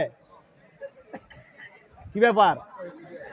হ্যাঁ, মহিলারা যারা আমাকে দেখতেছেন, আমরা দেখার দরকার নাই, কিন্তু আপনারাও আসে খালি গল্প করবেন না। নওগাঁর মহিলারা ওয়াজ শুনে কম, স্টেজের জায়গা হচ্ছে না, কিন্তু ওয়াজ শুনতে কম আসছে। আমি জানি ভাই, কোলে করে বাচ্চা নিয়ে আসছে, আসার পরে উমুকের সাথে ক্যারে বু তোর ছোলের আবার বিয়ে হয়েছে, এই যে গল্প উঠছে, কোথায় বিয়ে দিল? হ্যাঁ শেষ, আজকে ওয়াজ শেষ, ওখানে খালি গল্প হচ্ছে এখন, ঠিক কিনা? এই জন্য মা বোনেরা, ওয়াজটা আজকে বাড়িতে নিয়ে যেতে হবে। আমি বেশিক্ষণ কথা বলবো না, অল্প সময়ের মধ্যে শেষ করবো ইনশাল্লাহ। এই জন্য একসাথে সকলকে বলতে হবে শয়তানের ধোঁকা দেওয়ার কৌশল কয়টা? মাশাআল্লাহ। আমি আপনাদের কাছে 1 করে বলতে থাকবো, কোনো পয়েন্ট মিস করে গেলে অথবা না বলে যাওয়ার ধান্দা করলে আপনারা আমাকে ধরে ফেলবেন, ঠিক কিনা? আমি যেন এটা শেষ করে যেতে পারি এবং আমরা যেন এরপর আমল করতে পারি। সকলে বলেন আল্লাহুম্মা আমিন। সর্বোচ্চ 40 মিনিট আছেন না আপনারা? ইনশাআল্লাহ, ইনশাআল্লাহ। প্রিয় ভাইরা, চলেন তাহলে আমরা মূল আলোচনার মধ্যে প্রবেশ করি। 1 নম্বরে শয়তানের ব্যাপারে আল্লাহ রাব্বুল আলামিন তার নবীকে দিয়ে জানাচ্ছেন শয়তান মানুষকে ধোঁকা দেয় প্রথমত কুফর, শিরিক এবং বিদআত দিয়ে। কুফর, শিরিক, বিদআত, একসাথে বলেন কুফর, শিরিক, বিদআত। এই 3টা দিয়ে শয়তান যদি একবার অ্যাক্সেস নিতে পারে, একবার যদি পারমিশন নিয়ে নিতে পারে, একবার যদি পাসওয়ার্ড খুলে ফেলতে পারে, তাহলে ওই বান্দার জাহান্নামে যাওয়া নিশ্চিত। নাউজুবিল্লাহ বলেন। আল্লাহ রাব্বুল আলামিন বলছেন, গভীর মনোযোগে খেয়াল করেন, ইন্নাশ শাইতানা লাকুম আদুন ফাত্তাখিযুহু আদুওয়া ইন্নামা ইয়াদউ হিসবাহু লিয়াকুনু মিন আসহাবিস সাঈর। আল্লাহ বলছেন, ও দুনিয়ার মানুষ, আমি আল্লাহ তোমার জন্য ডিক্লেয়ার করলাম। রব্বুল আলামিন নিজে জানাচ্ছেন, আমি আল্লাহ বললাম ইন্নাশ শাইতানা লাকুম আদুউম মুবিন, শয়তান তোমাদের জন্য অস্পষ্ট শত্রু নয়, শয়তান তোমাদের জন্য স্পষ্ট শত্রু, প্রকাশ্য শত্রু তোমাদের জন্য। আমি আল্লাহ দায়িত্ব দিলাম ফাত্তাখিযুহু আদুওয়া, পণ্ডিতি করে কখনো যেন শয়তানকে বন্ধু বানায়ো না। যে শত্রু, তাকে দায়িত্ব হচ্ছে শত্রু জ্ঞান করা। আমার আল্লাহ রাব্বুল আলামিন বলছেন, ওই শয়তানের কাজ কি? কেন আমি আল্লাহ বললাম তাকে শয়তান হিসেবে গ্রহণ করো? ধাপটা ছোট হোক, যত ক্ষুদ্র হোক, শয়তানি তো শয়তানি, তোমাকে সেটাকে শত্রুতার জ্ঞান করতে হবে। আল্লাহ বলছেন এর কারণ হচ্ছে ইন্নামা ইয়াদউ হিসবাহু, কেবল সেই নয়, তার দলবল সহ তারা ডাকে। কোন দিকে ডাকে? লিয়াকুনু মিন আসহাবিস সাঈর, ও তোমাকে জান্নাতে যাও এইটা চায় না, ও তোমাকে জাহান্নামে নিতে চায়। আমি তোমার পিতাকে সৃষ্টি করেছিলাম, চাইলে দুনিয়ার বুকেই সৃষ্টি করতে পারতাম, কিন্তু আল্লাহ রাব্বুল আলামিন বলছেন খলাকাল্লাহু আদামা বিয়াদিহি, আল্লাহ নিজ হাতে আদমকে সৃষ্টি করেছেন, এরপরে তাকে জান্নাতের মধ্যে রেখেছেন, তারপরে দুনিয়ায় প্রেরণ করেছেন। অধিকাংশ মুফাসসিরের ব্যাখ্যা করেছেন সন্তানের মালিকানা যেরকম পিতার উত্তরাধিকার সূত্রে প্রতিষ্ঠিত হয়, ওই সন্তানের মালিকানা দেওয়ার জন্য রব্বুল আলামিন আদম আলাইহিস সালামকে জান্নাতের মধ্যে রেখে কেবল রাখেনি নাই, আল্লাহ বলেছিলেন তুমি এখানে উপভোগ করো, তুমি এখানে থাকো। এরপরে দুনিয়ায় প্রেরণ করেছেন। আমরা দুনিয়ায় এসেছে, আমরা জান্নাতে ছিলাম, আমাদের পিতা বান্দার পিঠের মধ্যে সেই হিসাবে কোন বান্দা যদি পিতৃত্বের দাবিকে ঠিক রাখতে পারে, আল্লাহ রাব্বুল আমিন ওই মানুষগুলাকে জান্নাতে ওয়ারিসান সূত্রে নিয়ে যাবে। আমার কথা নয়, আল্লাহ কোরআনে বলছেন আল্লাযীনা ইয়ারিসুনাল ফিরদাউস, আল্লাহ বলছেন এই মানুষগুলাই তো ফিরদাউসের ওয়ারিস। এই জন্য আল্লাহ বলছেন ওই শয়তান তোমাকে জাহান্নামের দিকে নিতে চায়, এই জন্য আমি আল্লাহ দায়িত্ব দিলাম, বান্দা কখনো তুই শয়তানকে বন্ধু বানাবে না, শয়তান তোর চিরশত্রু, এইটা তোর অন্তরের মধ্যে ধারণ করা লাগবে। এক নম্বরে তাহলে সে কোন দিকে কৌশল খাটাবে? সে আপনাকে দিয়ে শিরিক করানোর জন্য চেষ্টা করবে, কুফরি বাক্য বলানোর জন্য চেষ্টা করবে, আপনাকে দিয়ে বিদআত করানোর জন্য চেষ্টা করবে। ধান নেড়ে দিতে মা বোনেরা, সরিষা শুকাতে দিছে, ওই দিনই বৃষ্টি আসছে, মহিলারা বলে আল্লাহ তো আর দিন খুঁজে পায় না, আমি যে দিন নারী ওই দিনই বৃষ্টি দেওয়া লাগে। এরকম কথা বলে কিনা? ওই বান্দার যে ঈমান এই কৌশলে বের হয়ে গেছে জানে না। বাচ্চাটা সুস্থ হয় না অনেকদিন, রাত করে আল্লাহর ব্যাপারে বলছে, কারো সন্তান আল্লাহ দেখে না, খালি আমারটাই দেখে। তার ঈমান নাই, সে জানেই না ঈমান এরকম ভাবে শয়তান কৌশলে হরণ করে নেবে। এই জন্য ঈমানদারের দায়িত্ব হচ্ছে শিরিক কাকে বলে এইটা চিনে নেওয়া, কুফর কাকে বলে এইটা চিনে নেওয়া। আপনি গর্ব করে বলে বেড়ান আমার ছেলে এমবিবিএস পাস করেছে, আমার ছেলে অ্যালজেব্রাতে ভালো, আমার ছেলে ক্যালকুলাসে অনন্য, জানেন না ইউটিউব দেখে দেখে অমুক জিনিস বানাতে শিখে গেছে, গর্বের কোনো শেষ নাই। কিন্তু তাহারাত কাকে বলে জানে না, ফরজ গোসল কেমনে করতে হয় এই জ্ঞান নাই। ওই বান্দা ঈমান কাকে বলে, ঈমানে মুজাম্মিল কাকে বলে, ঈমানের মধ্যে যেইগুলা শর্ত আল্লাহ দিয়েছেন ওই শর্তগুলা কি কি এইটা বলতে পারে না। এমনকি নামাজের ভিতরের বাইরের ফরজের ব্যাপারেও তার কোনো জ্ঞান নাই। এরকম সন্তান আমাদের এই এলাকায় না আছে। কাদের গুলা আসমান থেকে আসছে নাকি এগুলা? আল্লাহ রাব্বুল আলামিন এই জন্য বলতেছেন বান্দারা খবরদার খবরদার, ঈমানের ব্যাপারে তোমাদের যেন কোনো গাফলতি না থাকে, তোমাদের যেন কুফরের ব্যাপারে গাফলতি না থাকে। আর ৩ নম্বর হচ্ছে ওইটার অংশ হচ্ছে একটা, ওই বান্দাকে বিদআতের মধ্যে নিমজ্জিত করে দিবে। বান্দার কাছে এমন চটকদার করে উপস্থাপন করবে, ওই বলবে এইটা করলে কি হয়, আমার তো এর পেছনে যুক্তি আছে, যুক্তি দিয়ে দিয়ে ইসলামে যে এইটা নাই এইটা করে। এরকম মুসলমানও আমাদের সমাজে আছে কিনা? তুই বাপের ছেলে, তোর বাপটা তো খারাপ ছিল না, হারে কি বাপ কি সন্তান, 40 করলু না তুই, হা হা কি ছেলে রে, এলাকার সবার কাছে বলে বেড়াচ্ছে। আর অথচ ও জানছে সন্তান হিসাবে খাওয়ানো ভালো, বাপের জন্য দোয়া করা ভালো, দান সদাকা করা ভালো, কিন্তু 40 দিন টার্গেট করে ইসলাম কোনো ইবাদত দেয় নাই, এটা বিদআত। এটা জেনেই সে অন্য অনেক কাজ করছে কিন্তু ওই কাজ করে নাই, এই জন্য এলাকার সব লোক তারা ক্রিটিসাইজ করে বেড়ায়। এরকম মুসলমান নামদারি ইমানদারও আছে কি নাই? আছে না ভাই? যুক্তি দিয়ে আবার অনেক ভালো কাজ করে। আমিও আপনাকে 2-1টা যুক্তি দিব আজকে, যদি হিম্মত থাকে তাহলে যুক্তি কাটাবেন। কোরআন শরীফ পড়া ভালো না খারাপ? যারা বললেন না ভালো না খারাপ, আমি আপনাদের কাছে মাসালা দিলাম, আপনারা অনেকেই কোরআন শরীফ বসে বসে পড়েন। এই কোরআন শরীফ বসে বসে পড়া জায়েজ নাই, কোরআন পড়লে আপনাকে দাঁড়ায় পড়া লাগবে। হুজুর কি আশ্চর্য কথায় ফতোয়া আপনি কোত্থেকে পাইলেন? আমি যুক্তি দেই, দেখেন তো আপনাদের পছন্দ হয় কিনা। নামাজ আপনারা আদায় করেন তো করেন কিনা ভাই? আপনি যে সিজদা দেন, সিজদার মধ্যে কি আপনি কোরআন তেলাওয়াত করেন? আপনি কি রুকু দেন, রুকুর মধ্যে কোরআন তেলাওয়াত করেন? আপনি যে মধ্যের বৈঠকে আত্তাহিয়াতু লিল্লাহি ওয়াস সালাওয়াত পড়েন, ওই জায়গায় কি কোরআন তেলাওয়াত করেন? না, আপনি কোরআন তেলাওয়াত করেন কোন সময়? দাঁড়ায় দাঁড়ায়া। তাহলে নামাজের মতো ইবাদতে যদি আপনি দাঁড়ায় কোরআন পড়েন, তাহলে বাকি সময় আপনি বসে পড়তে পারবেন না। যুক্তি ঠিক আছে কিনা? বলবো হুজুর আলগা মারেন না, নবীজি ওই নামাজও পড়ছে আবার কোরআন তেলাওয়াতও করছে। আয়েশা সিদ্দিকা রাদিয়াল্লাহু তাআলা আনহার কোলের মধ্যে মাথা দিয়ে শুয়েও নবী কোরআন তেলাওয়াত করছে। আপনি কোত্থেকে ভুয়া যুক্তি আনছেন? কথা ঠিক কিনা? বুঝে বলবেন, ঠিক কিনা? এই যুক্তি কি চলবে? আচ্ছা, এটা বাদ দিলাম, আরেকটা সুন্দর যুক্তি দেই আপনাদের কাছে। এ এলাকায় ঈদগাহ আছে কিনা? ঈদের নামাজ আপনারা পড়েন তো? আপনাদের ঈদের নামাজ যে পড়েন, চন্ডী ক্ষেত্রে ঈদের দিনে ঈদের নামাজের জন্য আজান দেওয়া হয় তো? আজান দেয় না? নাউজুবিল্লাহ, কি কয়? আজান দিবে না কেন? নবীজির সময় ছোট জায়গা, মাইক ছিল না, ওই সময় আজান হয় নাই।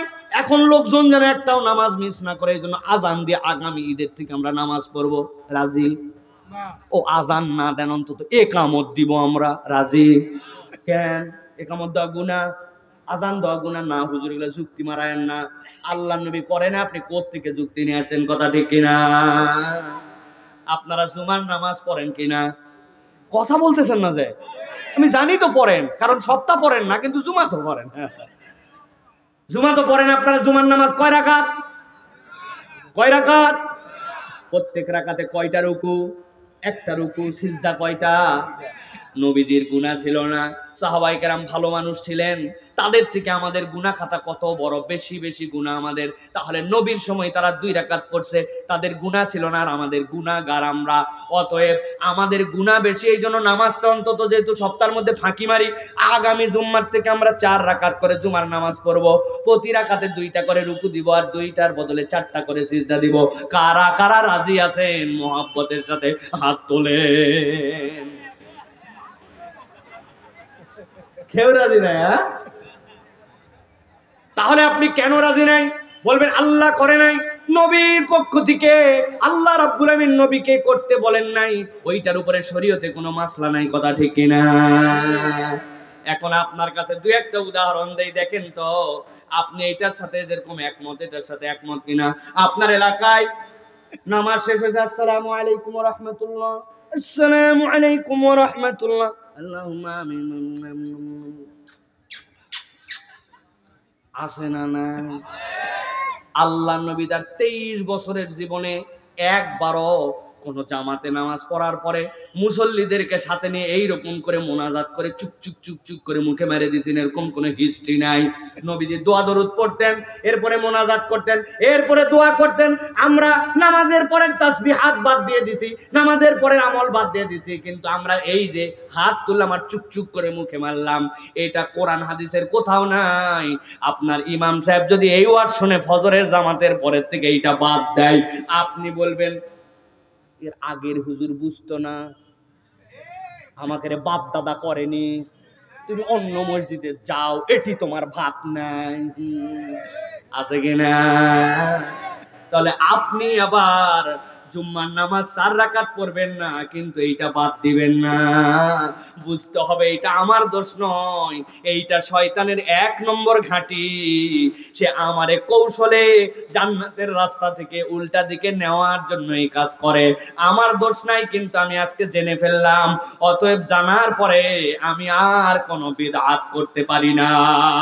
ঠিক না? এই জন্য আল্লাহ রাব্বুল আমিন বলছেন ফাত্তাখিযুহু আদুওয়া, তুমি তাকে একদম শত্রু জ্ঞান করে ধরো। তাহলে আমার সাথে অনেক দোষ আমার জীবনে থাকতে পারে, শিরিকের সাথে আমার সম্পর্ক থাকবে না, কুফরির সাথে আমার সম্পর্ক থাকবে না, বিদআতের সাথে আমার সম্পর্ক থাকবে না। রাজি আছেন কিনা? হিন্দুরা তাদের পূজা যত পারে করুক, আমাদের কোনো আপত্তি নাই, আমরা ভাঙচুরের মধ্যে নাই, আমরা এটার সাথে কোনো রকম দ্বিমত করব না, এটা তাদের ধর্মীয় আচরণ পালন করুক। কিন্তু মুসলমানের কোন সন্তান হিন্দুদের পূজা তো দূরের কথা, তাদের মেলাতেও যেতে পারবে না, তাদের সাথে আনন্দ উদযাপন করতে পারবে না। কেননা ধর্ম যার, উৎসব তার। এইটা আমার ইমানের প্রসঙ্গ, এইটাতে মুসলমানকে সতর্ক থাকা লাগবে। ঠিক না? খুব জ্বালাচ্ছেন ভাই, এগুলা ভিতরে ঢুকে কলিজাটা শেষ করে দিবে একবারে, বাকি দিনের ওয়াজ শেষ হয়ে যাবে।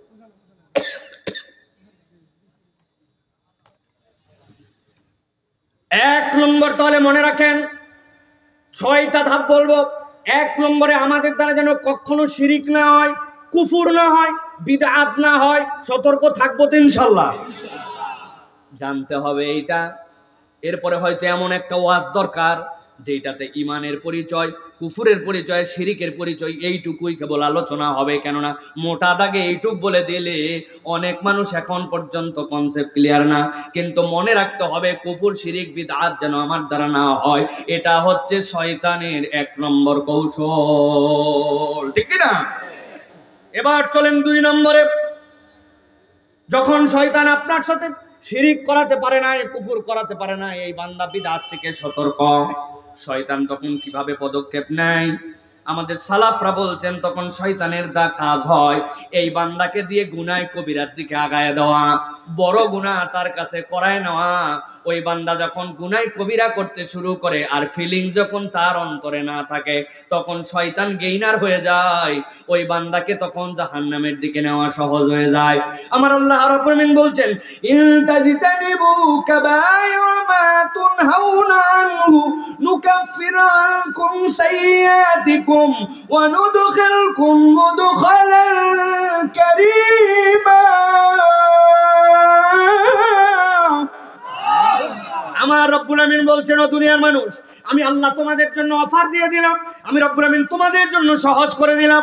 সূরা নিসা 31 নম্বর আয়াতের মধ্যে আল্লাহ বলছেন ইনতাস্তানিবু, তোমরা যদি বেঁচে থাকো কাবায়িরা মা তুনহাউনা আনহু, আমি আল্লাহ যে সকল কবিরা গুনাহ থেকে তোমাকে নিষেধ করেছি আমি আল্লাহ তোমার জন্য ঘোষণা দিলাম নুকাফির আনকুম সাইয়্যাতিকুম, তোমার বাকি গুনাহগুলোকে আমি রব্বুল আমিন চাপা দিয়ে দিব, ওইগুলা দেখা যাবে না। আর আমি রব তোমার জন্য ঘোষণা দিলাম ওয়া নুদখিলাকুম মুদখালান কারীমা, তোমার ওই গুনাহ কাবিরাত থেকে বেঁচে থাকার কারণে আমি আল্লাহ সম্মানিত জান্নাতে তোমাকে ঢুকায়া দিব। তাহলে শয়তান আপনাকে আমাকে দিয়ে কবিরা গুনাহ করাতে চায়, আপনাকে জেনে নিতে হবে কবিরা গুনাহগুলো আমার জন্য কি। ওই বান্দা নামাজ আদায় করে না, নামাজ ত্যাগ করা হচ্ছে একটা কবিরা গুনাহ, দোষ আমার না, বুঝতে হবে শয়তান আমারে ফাঁদে ফেলছে, আজকে জেনে ফেলছি, আমি আর এই দোষের মধ্যে যেতে পারি না।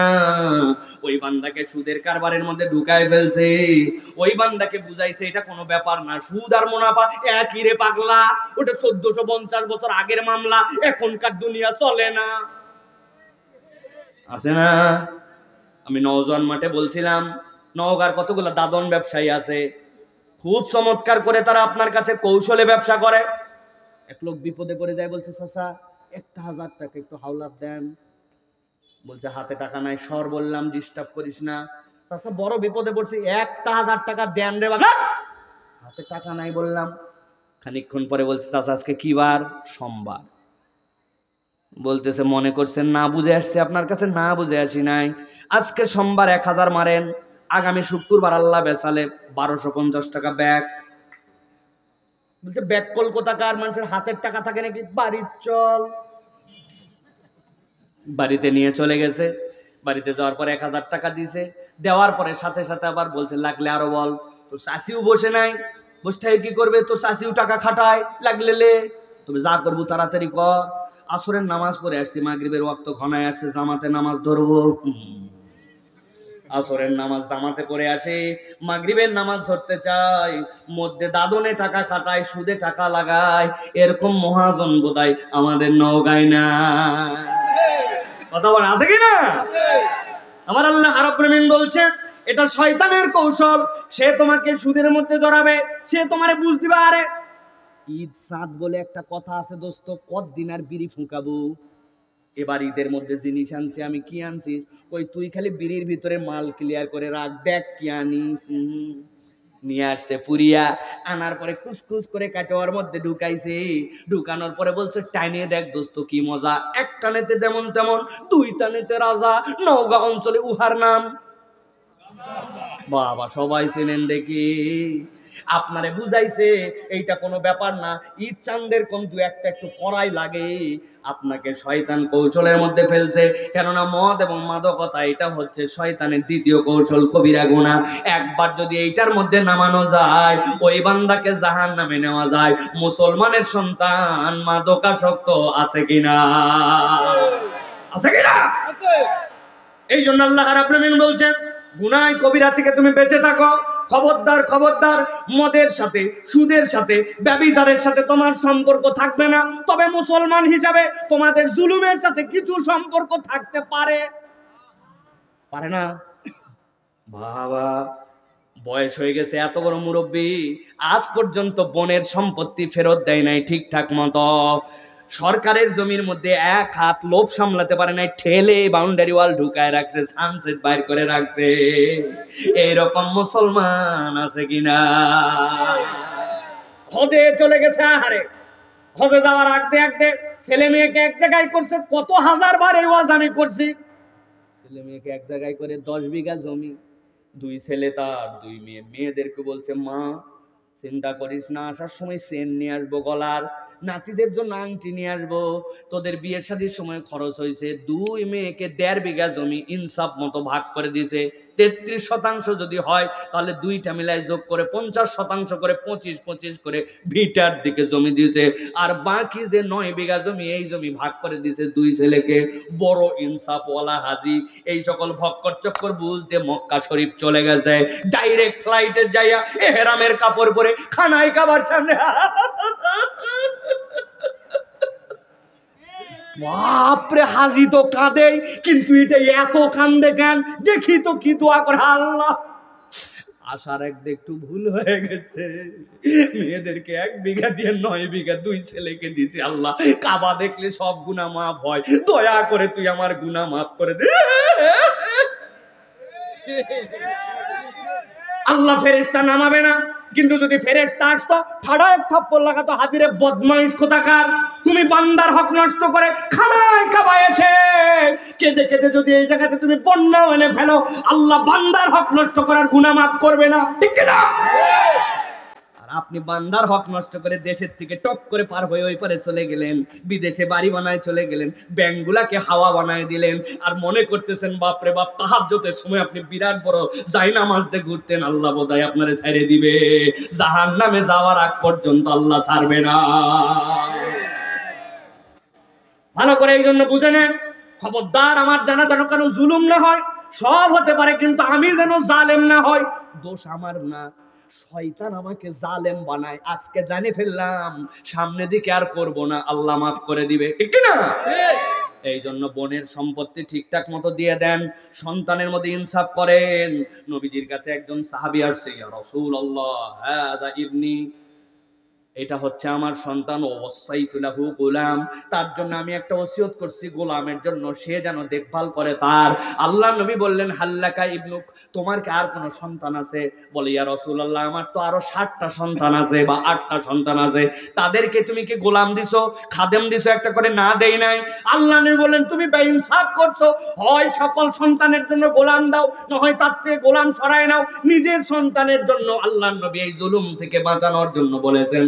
আর আমরা এমন কোন মানুষ নাই যে মানুষের হক নষ্ট করি না, জুলুম করি না, এটা আমাদের মুসলমানদের ভূষণ, এটা শয়তানের দ্বিতীয় কৌশল, শিরিক করায় না, কুফর করায় না, কিন্তু এই বান্দাকে দিয়ে গুনাহ কবিরা করায়।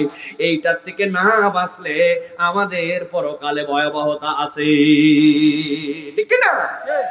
আমরা জুলুমকে জুলুমই মনে করি না, ছোট থেকে বড় অসংখ্য জুলুম আছে। আপনি 3 তলায় থাকেন, আরেকজন 2 তলায় থাকে, রাত 11টার সময় আপনি ডাইনিং টেবিলের চেয়ারটা টান দিছেন, খের করে আইছে, বলছে আমার নিজের টাকায় কেনা ফ্ল্যাট, টানবো জোরে না আসতে এটা আমার ব্যাপার, কিন্তু নিচের তলার মানুষটা ঘুমাচ্ছিল, কষ্ট পাইছে, আপনি বেইনসাফ করছেন, জুলুম করছেন, আল্লাহর কাছে হিসাব বরাবর করা লাগে।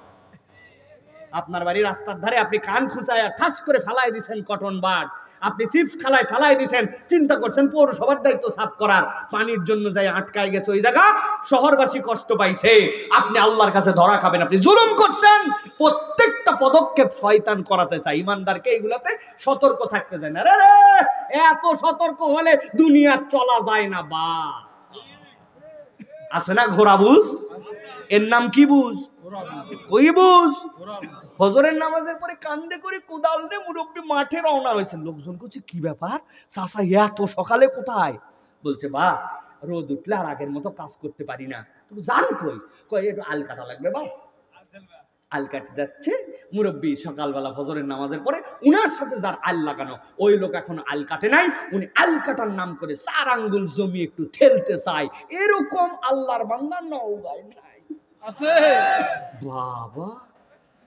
সব পেশেন্ট আছে দেখতেছি এই জায়গায়, রুগিয়ে ভরা। আল্লাহু আকবার। আপনি জেনে ফেলেন এইটা আমার ভুল না, এটা শয়তান আমাকে দিয়ে করায়, আজকে জেনে গেছি আর করব না, আল্লাহ মাফ করে দিবে, ঠিক না? অথবা এটা হচ্ছে 2 নম্বর, গুনাহ কবিরা থেকে বাঁচতে হবে। আর একটা কথা না বললে ইনসাফ করা হবে না। মানুষের মুখের 3টা গুনাহ আছে, কয়টা? একসাথে বলতে হবে কয়টা? এই 3 গুনাহ থেকে যদি বাঁচে ও আল্লাহর ফেরেশতার কাছাকাছি চলে যাবে, 70% ফেরেশতার কাছাকাছি চলে যাবে। 1 নম্বর মুখের গুনাহ মিথ্যা, 2 নম্বর মুখের গুনাহ গীবত, 3 নম্বর মুখের গুনাহ গালি। যার মুখে গালি নাই, গীবত নাই, মিথ্যা নাই, ওই বান্দা আল্লাহর ফেরেশতার কাছাকাছি পৌঁছায় যাবে। তাহলে 1 নম্বর গুনাহ কি বলছে? মুখের কথা বলেন, আরেকবার বলেন। 2 নম্বর কি বলেছে? গীবত। 2 নম্বর গীবত, 3 নম্বর গালি, 3 নম্বর গালি। আল্লাহর রহমতে নওগাঁবাসী এই দিক দিয়ে আগায়া দাড়িওয়ালা মুরব্বী হাজী সাহেবের মুখে পর্যন্ত হারামজাদা ছাড়া কথাই না, ঠিক না ভাই? আরে কি মোহব্বত করে নাতিকে ডাক দিচ্ছে, এ হারামজাদা, দোকানের থেকে পান আন। কি সুন্দর করে ও বিরিলি আই, কে বলছে? আহা, খবরদার, মুখ দিয়ে গালি দেওয়া ডিটেলস করার সময় নাই, রাত অনেক আগায় যাচ্ছে, এই জন্য আমি সংক্ষেপ করে বুঝাই বলছি। তাহলে আমরা গুনাহ কবিরা করব না, রাজি তো ইনশাআল্লাহ? 3 নম্বরে চলে নেবা। নবীজি সাল্লাল্লাহু আলাইহি সাল্লাম যেই বর্ণনাগুলো দিয়ে গিয়েছেন, সালাফরা ওইটাকে অ্যানালাইসিস করে দেখেছেন, ওই বান্দা শিরিক করে না, কুফর করে না, বিদাত করে না, বড় গুনার ব্যাপারে সতর্ক, সব সময় সেখান থেকে বেঁচে থাকার চেষ্টা করে। এখন শয়তান দেখছে তারপরেও তারে জাহান্নামে নেওয়া লাগবে, কি কৌশলে তারে নেওয়া যায়? শয়তানের 3 নম্বর কৌশল হচ্ছে ওই বান্দার কাছে তখন ছোট গুনাহগুলাকে হালকা বানায়া দেয়। ওই বান্দা চিন্তা করে এগুলা সগীরা গুনাহ, এইগুলা করলেই কি আর, এইগুলা না করলেই কি আর, এইগুলা ধর্তব্যের মধ্যে নয়। যখন বান্দার কাছে সগীরা গুনার নাম দিয়ে এই গুনাহগুলা হালকা হয়ে যায়, বান্দা এগুলাকে আমলে নেয় না, ওই বান্দার এই সগীরা গুনাহগুলাও জাহান্নামে যাওয়ার কারণ হয়ে যেতে পারে। নবীজি অদ্ভুত একটা উদাহরণ দিচ্ছেন, খেয়াল করেন। নবী করিম সাল্লাল্লাহু আলাইহি সাল্লাম বলছেন, তোমাদের একদল লোক মরুভূমির মধ্যে গেছে পিকনিক করার জন্য। ধরেন, কথার কথা বলছি, সবাই মিলে একদিন পথ পার করছে, পথ পার করার পরে খাবার টাবার সব নিয়ে গেছে, যাওয়ার পরে এখন রান্না করা লাগবে, রান্না করা জিনিস যা নিয়ে গিয়েছিল সব পুরাই গেছে। ওইখানে যাওয়ার পরে এখন 1-2 জন দায়িত্ব নিছে খড়ি সংগ্রহ করার জন্য, খড়ি তারা সংগ্রহ করে নিয়ে যায় নাই। এখন 50 জনের কাফেলা, একজন খড়ি এতগুলা নিয়ে আসছে, নিয়ে আসার পরে চুলার নিচে জাল ধরানোর আগে ওই খড়ি শেষ, রান্না তো 50 জন, আর এইটুকু দেওয়া হবে না। তখন বুদ্ধি কি? আল্লাহ নবী সাল্লাল্লাহু আলাইহি ওয়াসাল্লাম বলছেন, খোলা মাঠে অবস্থান করে এরপরে লাকড়ি সংগ্রহ করার জন্য সবাই বেরিয়ে গেছে। 2 ঘন্টা সবাই খড়ি সংগ্রহ করবে, সবাই এরপরে এক জায়গায় আসবে। একজন পাইছে এইটুকু, আরেকজন পাইছে এইটুকু, আরেকজন পাইছে একটা ডাল। কিন্তু যখন সকলে মিলে নিয়ে আসছে, একটা স্তূপ হয়ে গেছে, সব মানুষের রান্নার জন্য ওইটা যথেষ্ট, আরো বেঁচে গেছে। নবীজি বলতেছেন, তুমি দেখো ছোট্ট একটু গুনাহ, এইটা একটু এমন গুনাহ, এইটা একটু আগের গুনাহ, একটু পরে গুনাহ, এগুলা কবিরা নয়, ছোট্ট ছোট্ট গুনাহ। কিন্তু নবী বলছেন, যখন কিয়ামতের দিনে তোমার আমলনামা তোমার সামনে খোলা হবে, ওই দিন বিপদ হয়ে যাবে। তোমার এই ছোট্ট গুনাহ যেটাকে তুমি কেয়ার করো নাই, তোমাকে ধ্বংস করে জাহান্নামে নেওয়ার জন্য যথেষ্ট হয়ে যেতে পারে। নবীজি সাল্লাল্লাহু আলাইহি ওয়াসাল্লাম এই জন্য বলছেন, খবরদার খবরদার, তোমরা ছোট গুনাহ কেউ ছোট মনে করো না, কেননা ছোট গুনাহ জমতে জমতে পাহাড় হয়ে যায়। মুসনাদ আহমদের হাদিস এইটা। অতএব এই গুনাহ আমার কাছে কোনো ব্যাপারই না, এই গুনাহ আমি আমলেই নেই না, এরকম গুনাহ আমাদের অ্যাভেলেবেল। আগে লজ্জা ছিল, এখন লজ্জাও চলে গেছে। মোবাইলে ওয়াজ দেখতে দেখতে এমন ভিডিও আসে, এমন অ্যাড আসে, ওই সময় চোখ নিচে নামে না, চোখ তখন ওইখানেই থাকে, লজ্জা চলে গেছে। চিন্তা করছে, ওয়াজ দেখতেছি তো 2-1টা এরকম আছে, সংবাদ দেখতেছি, কিন্তু যেই মহিলা সংবাদ পড়তেছে, মুখ খোলা, পেট বের করা, এমন পোশাক পরে আছে যেটা শরীয়ত এলাও করে না, আপনি বিরাট বড় একটা ভালো খবর, ফিলিস্তিনের খবর শুনতেছেন, কিন্তু যারে দেখতেছেন দেখা হারাম, আপনার জন্য এটা মনে করছেন কবিরা গুনাহ। আমাদের ফিলিংস থেকে এইগুলো আস্তে আস্তে উঠে গেছে, ঠিক কিনা ভাই? আগে খেলা দেখার সময় 2-1টা অ্যাড আসতো, ক্রিকেট খেলা দেখার সময় লজ্জায় মাথা নিচু করে অন্যদিকে তাকায়া কৌশলে বাদ দিতাম। আর এখন স্বামী স্ত্রী সন্তান বউ বৌমা, ছেলে ছেলের বৌমা সহ একসাথে এরকম জিনিস দেখে লজ্জার নাই, ঠিক কিনা? কথা বলেন, ঠিক কিনা? অতএব প্রিয় ভাইরা, ছোট গুনাহ ছোট গুনাই নয়, এটা যেন আমরা কখনো না করি। ছোট গুনার আরেকটা আছে, যেটা হচ্ছে আমরা মনে মনে মানুষের কল্যাণ সহ্য করতে পারি না, মনের মধ্যে একটা ঈর্ষা হয়, উমুকে এত বড় হয়ে গেল, আপনার ভিতরে খালি জ্বলে, আছে না ভাই? এই জ্বলাটাও একটা গুনাহ। আপনার এটা অন্তরের রোগ, আপনি আল্লাহর কাছে কামনা করবেন, কিন্তু আপনি কেন অন্তরের মধ্যে এরকম জ্বলান? আপনার অন্তর কেন এরকম জ্বলে? এই জ্বলাটা আমরা মনে করি না এটা হয় মানবিক কারণে হয়, কিন্তু না, এইটার থেকে আপনাকে বেরোতে হবে। এইটাও আপনার আমার জন্য এমন গুনাহ যেটা আস্তে আস্তে আমার জন্য পরকালের ধ্বংসের কারণ হতে পারে। অতএব ছোট গুনাহকেও ছোট মনে করা যাবে, ছোট মনে করা যাবে। মসজিদের থেকে বের হয় দেখবেন, মসজিদে যে জুতা চুরি হয়, এই জন্য জুতাটা ভিতরে নিয়ে গেছে মসজিদে, বের হওয়ার পরে মাজা হালায় না, উপর থেকে জুতা এরকম করে ছাড়ে দিছে, নিচে ঠাস করে পড়ছে, শব্দ হয় না? ভিতরে আরেকজন কেবল নামাজ পড়ছে ভিতরে, ওর যে কি কষ্ট হয় সে জানে। এখন 100টা ঠাস ঠাস ঠাস কত শব্দ, আপনি মনে করছেন এগুলো কোনো ব্যাপার নাকি, কিন্তু এগুলো বিরাট বড় ব্যাপার। এইগুলাও ছোট্ট ছোট্ট বিষয় যেগুলো আপনাকে সতর্ক হয়ে চলতে হয়, আপনি সতর্ক হয়ে চলেন না। আপনি খ্যাক থু করে থু মেরে দিছেন, একদম অজু টজু শেষ করে উঠে আসতেছেন, আপনার থুতুর বড় অংশটা ভিতরে পড়ছে, কিন্তু আশপাশে সিটা ফোটা সবগুলা ট্যাপের কলে পড়ছে, গায়ে পড়ছে, সিটে পড়ছে, আরেকজনের জন্য সেটা অন্যায়। এটা আপনি মনে করছেন বড় কিছু না, কিন্তু এই ছোট ছোট অপরাধগুলা আপনার আমলনামা শেষ করে দেয়। আমরা সতর্কই হই না। এগুলা পাবলিক প্লেসে বসে অনেকে আছে নাক কুটাচ্ছে, তুলতেছে, মনেই করতে কোনো ব্যাপার না, কিন্তু ইসলামের সৌন্দর্যের সাথে এটা যায় না। ইসলামে এটিকেট আপনাকে শিখায় নাই। মসজিদের ভিতরে একটা ময়লা পর্যন্ত ফেলা নিষেধ, আপনি নখ খুঁটাইয়া মসজিদের মধ্যে ফালাই দিয়ে আসছেন, চুল তুলে মসজিদের মধ্যে ফালাই দিয়ে আসছেন, নাক এরকম করে পড়ছে, আপনি খেয়ালই করেন নাই, অথচ এগুলো ছোট গুনাহ। এইগুলো জড়ো হতে হতে হাসরের দিন দেখা যাবে জাহান্নামে যাওয়ার জন্য যথেষ্ট হয়েছে। এই জন্য মুমিন সবসময় সতর্ক হবে। আল্লাহর নবী বলছেন, এক গর্ত থেকে একজন ইমানদার দ্বিতীয়বার কখনো দংশিত হতে পারে না। এটা ইমানদারের ক্যারেক্টার, সে হচ্ছে সিনসিয়ার, সে সতর্ক। এখন আমরা খালি নামে ইমানদার, সতর্কতার গুল্লিমার, কথা দেখে না, কোনো সতর্ক, কোনো কেয়ারলেস নাই। আমরা ইচ্ছা মতো জিন্দেগি চালায় দিচ্ছি, আমরা চল জিন্দেগি যেমন মন চায় এইরকম। প্রিয় ভাইয়েরা, এই জন্য আমাদেরকে এগুলো বিষয়ে সতর্ক হতে হবে। প্রিয় ভাইয়েরা, বিদেশে আলহামদুলিল্লাহ অনেক জায়গায় তো আল্লাহর বলে নিয়ে গেলেন। আমেরিকার পররাষ্ট্র নীতি নিয়ে অনেক কথা আছে, কিন্তু ইনসাইড আমেরিকায় অনেক কিছু দেখছি যেগুলো দেখে অবাক হয়ে গেছি, যে আমরা মুসলমানরাও অনেক ক্ষেত্রে এগুলো প্র্যাকটিসে দুর্বল। আমি একবার ক্যালিফোর্নিয়া থেকে নিউ ইয়র্কে যাচ্ছি, নর্থ ক্যারোলিনা বিমানবন্দরে আসছি, আসার পরে সেখানে বসে আছি, তুষারপাত হওয়ার কারণে সব ফ্লাইট 2 ঘন্টা লেট। আমি নামাজ পড়ার জন্য জোহরের দোতলার উপরে উঠছি, উঠে এক জায়গায় দোতলায় নামাজ পড়লাম জোহরের। পড়ার পরে সামনে দিকে তাকায় দেখি পুরো এয়ারপোর্টে অন্তত 2-3 হাজার লোকে লোকারণ্য, কারণ সকলের ফ্লাইট ডিলে। প্রত্যেকেই কম বেশি কথা বলতেছে, প্রত্যেকে মোবাইল করতেছে, প্রত্যেকে কেউ বা পড়তেছে, বই পড়তেছে, কিন্তু পুরা এয়ারপোর্টের মধ্যে কোনো শব্দ নাই, হই হই নাই, নীরব, শৃঙ্খলা, চুপচাপ।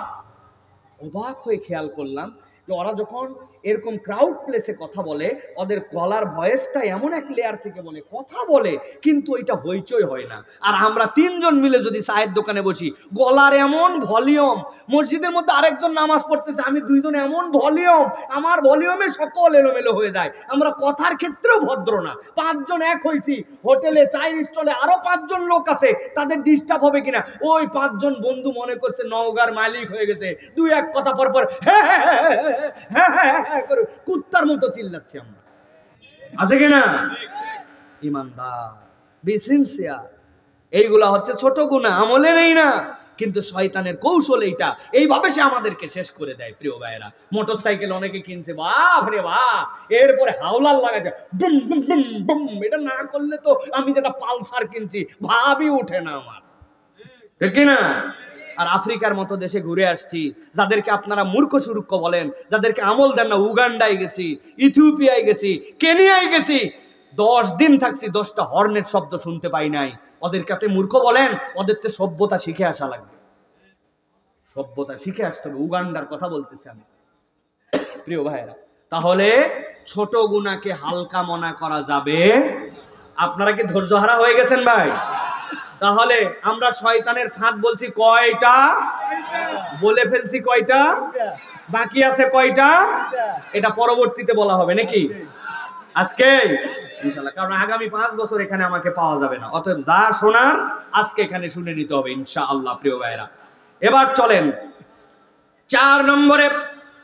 শয়তান দেখছে তাকে শিরিক করানো যায় না, কুফর করানো যায় না, বিদআতে নিমজ্জিত করা যায় না। ওই মানুষকে দিয়ে দেখছে কবিরা গুনাহ থেকেও সে সতর্ক, কনসাস। এরপরে দেখছে ওই বান্দাকে দিয়ে ছোট গুনার ব্যাপারেও তাকে হালকা হিসাবে নেওয়া যায় না। শয়তানের তখন ধাপ হচ্ছে ওই বান্দাকে দিয়ে নতুন কোনো আমল আর করাবে না। শয়তান তখন তাকে নতুন আমল থেকে বিরত রাখায়। এই শয়তান তাকে আমল থেকে, নেক আমল থেকে, নেক কর্ম থেকে বিরত রাখায়। এইটাও হচ্ছে শয়তানের একটা কৌশল। আপনি হিসাব করে দেখেন, আপনার আমার জীবনের দিকে তাকায়া, ওই যে ছোটবেলায় 10টা সূরা মুখস্থ করছে, আজ পর্যন্ত নতুন কিছু নাই। সুবহানাকাল্লাহুম্মা বিহামদিকা গড়গড়ায় পড়ে যাচ্ছে, ওইটার অর্থ 50 বছরে জানি না। অথচ 50 বছরে আগে মানুষের দোকানে কাজ করতাম, এখন নিজের দোকান হইছে। আগে আধা বিঘা জমি ছিল, এখন ভিটা মাটির মালিক হইছি। আগে সন্তান সন্ততি ছিল না, এখন সন্তান সন্ততি উপার্জন করে। লাইফের কত লেয়ারের পরিবর্তন হয়েছে, কিন্তু আমাদের জীবনে নতুন আমল যুক্ত হয় নাই। কথা কি বাড়াবাড়ি বললাম নাকি ঠিক আছে?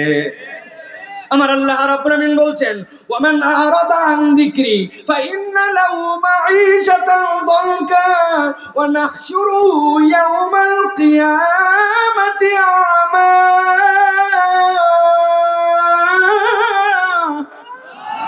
আল্লাহ বলছেন কিয়ামতের দিনে এক শ্রেণীর লোক রব্বুল আলামিনের সামনে দাঁড়ায় যাবে। আল্লাহ বলবেন, ওই মানুষগুলা কারা? ওই মানুষগুলা হচ্ছে অন্ধ। যেই মানুষগুলার অন্ধত্বের কারণ হচ্ছে দুনিয়ায় তাদের কাছে আল্লাহর জিকির এসেছিল, আল্লাহর বিধান এসেছিল, তার হাতে কোনো সময় ছিল না সেইটা গ্রহণ করা, সেইটা অ্যাকসেপ্ট করার। রাজনীতি করে বাম্পার করে ফেলছে, ব্যবসা করে ফাটায় ফেলছে, সংসার করে উদ্ধার করে ফেলছে, কিন্তু আল্লাহর কোরআনের সাথে সম্পর্ক ছিল না, আমল বানানোর সাথে সম্পর্ক ছিল না। মসজিদে আগে যে 2 রাকাত দুখুলুল মসজিদ পড়বে, এই সময়টুকু তার হাতে ছিল না। ওযু করার পরে 2 রাকাত সালাত যে পড়তে পারে, সারা জীবন 1000 বার ওযু করছে, 2টা রাকাত তার ওযুর পরে সালাতের মতো হুঁশ ছিল না। নামাজের পরে একটুখানি 2 মিনিট বসলে আজকারগুলা শেষ হয়, এইটুকু করে নাই। যে ইস্তেগফার পড়লে সকালবেলা আর সন্ধ্যার মধ্যে মৃত্যু হলে তার জান্নাত হয়ে যায়। আবার সূর্য অস্ত যাওয়ার পরে যদি সে ইস্তেগফার পরে ফজরের আগে মারা গেলে তার মৃত্যুটা আল্লাহ জান্নাতি মৃত্যু হিসেবে কবুল করে নেয়। সাইয়্যিদুল ইস্তেগফার। এত দুনিয়ার বিদ্যা শিখছে, শুধুমাত্র এই ইস্তেগফারটুকু শিখার সময় পায় নাই। আমার আল্লাহ বলছেন, ওমান আরাদা আন যিকরি, আমার কোরআন থেকে তুমি মুখ ফিরায় নিছো। আমি আল্লাহ বললাম, ফাইন্না লাহু মাঈশাতান দানকা, দুনিয়ার জীবনটাও তোমার জন্য সুখকর হবে না। সব পাওয়ার পরে মনে হবে কি জানি নাই, মনের মধ্যে সুখ নাই, ভালো লাগে না। আল্লাহ বলছেন, লাঞ্ছনার জিন্দেগি তোমার হবে, আর পরকালের জিন্দেগিটা তোমার অন্ধত্বের হবে। ক্বালা রাব্বি লিমা হাশারতানি আমা, বলতে শুরু করবে, আমার আল্লাহ, আমার তো চোখ ছিল দুনিয়ায় 70 বছর বাঁচছি, চশমা লাগে নাই, এখন কেন আমারে অন্ধ করে তুলছো? আল্লাহ বলতেছেন, ওয়াকাদ কুনতু বাসীরা, সে বলবে আমার তো চোখ ছিল। আল্লাহ বলবেন, ক্বালা কাযালিকা আতাতকা আয়াতুনা, আমি আল্লাহর বিধান ওই চণ্ডী ক্ষেত্র মাঠের মধ্যে বসে তোমার কাছে জানানো হয়েছিল। কাযালিকা আতাতকা আয়াতুনা, আল্লাহর হক কি, আল্লাহ রাব্বুল আমিনের বিধানের ফয়সালা কি তোমার কাছে জানানো হয়েছিল, কিন্তু তুমি গাজওয়ারি করে, আল্লাহ বলছেন, ফানাসিতাহা, ভুলে গেছো তুমি। রাগ তো রাগ, এগুলা কথা বলেই তুমি এইগুলাকে পাত্তা দেও নাই। আল্লাহ বলতেছেন, ওয়া কাযালিকাল ইয়াউমা তুনসা, তুমি যেরকম দুনিয়ায় আল্লাহরে পাত্তা দেও নাই, রব্বুল আলামিনও আজকে তোমাকে দেখভাল করবেন না। বুঝে থাকলে বলেন, হাসরের ময়দানে আল্লাহ যদি মুখ ফিরায় নেন, আপনার আমার বাঁচার কোনো উপায় থাকবে? এই জন্য আল্লাহ রাব্বুল আমিন বলছেন, দুনিয়ার মানুষ ভালো করে বোঝো, ওয়ামান ইয়াশু আন যিকরির রহমান নুকাইদ লাহু শাইতানান ফাহুয়া লাহু করিন। আল্লাহ বলছেন, দুনিয়ার মানুষ, তুমি যদি আল্লাহর জিকির ভুলে দুনিয়ায় চলাফেরা করো, মনে করতেছো কোনো এফেক্ট নাই, কিন্তু আল্লাহ ফাঁকা জায়গা রাখেন নাই। আল্লাহ বলছেন, ফাহুয়া লাহু কারিন, ওইখানে একটা শয়তান ঢুকে যাবে।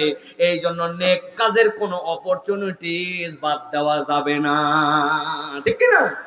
নেক বাড়াতে হবে, আল্লাহর জিকির বাড়াতে হবে, প্রত্যেকদিন কোরআন তেলাওয়াত বাড়াতে হবে, ওজিফা বাড়াতে হবে, আপনাকে আমলের মধ্যে ঢুকতে হবে। আমি দোকানদারি করি, আমি মাঠের মধ্যে গাছ লাগাই, আমি কি বলে জমিতে কাজ করি, আমি যাই করি, ফাঁকে ফাঁকে আমার জিকির। আর জিকিরের সবচেয়ে বড় দিকটা কি? আল্লাহর হুকুমটা নিজের জীবনে মেনে নেওয়া। অনেক মা বোন আসছে ওয়াজ শোনার জন্য হুমরি খাইয়া, কিন্তু যে পোশাক পরে আসছে ওই পোশাকটা আল্লাহ অ্যালাউ করে না। তাহলে আপনি নফল করতে আসে, আপনি ফরজ যদি ত্যাগ করে ফেলেন, তাহলে এইটা কি বাঁচা যাবে ভাই? হ্যাঁ, আপনি আপনার বউ আসছে, তার বয়স 60 বছর, উনি হাত মোজা পা মোজা লাগায়া, আর 18 বছরের একটা মেয়ে, তাকে আপনি হাত ধরে নিয়ে আসছেন যে 2 পিস 3 পিস পরে আসছে, জিজ্ঞাসা করছেন কি ব্যাপার চাচি? পর্দা তো আপনার আল্লাহ হালকা করে দিয়েছে, আপনার যদি শাহওয়াত না থাকে, কামনা না থাকে, তো হাত মোজা না মোজা পড়লেও গুনাহ হবে না। আর যার পর্দা করা লাগবে এর অবস্থা এরকম কেন? কয় আমিও বিয়ের পরে ধরছি, বা বেটির বিয়ের পরে ধরবে। আছে না এরকম? কেমনে হবে তাহলে? আল্লাহ রাব্বুল আলামিন এই জন্য বলছেন এখান থেকে আপনাকে বাঁচতে হবে। আল্লাহ বলছেন এই জিক্রির রহমান থেকে সরে গেলে আল্লাহ ওইদিকে শয়তানে কারিন ঢুকায় দিবেন। অতএব নেক আমল বাড়তেছে কিনা এই ইভালুয়েশন করা, এই ইহতিসাব করা, এটা হচ্ছে ইমানদারের সবচেয়ে বড় গুড ম্যানার্স। সে প্রত্যেকদিন চিন্তা করবে আল্লাহ কিছু বাড়ছে কিনা, অন্তত কমে যায় নাই তো, নতুন আমি কি যুক্ত করলাম আমার জীবনে। আপনাদের কাছে আমি সহ ইনক্লুডিং মি, আমি ফুটানি মারা গল্প বললে হবে না, একটু হিসাব করে দেখেন লাস্ট 1 বছর, লাস্ট 2 বছর একটা আমল বাড়ছে? হ্যাঁ, 2 পাতা রেগুলার প্রত্যেকদিন কোরআন পড়ি, 2টা হাদিস জীবনে মুখস্থ করে ফেলছি?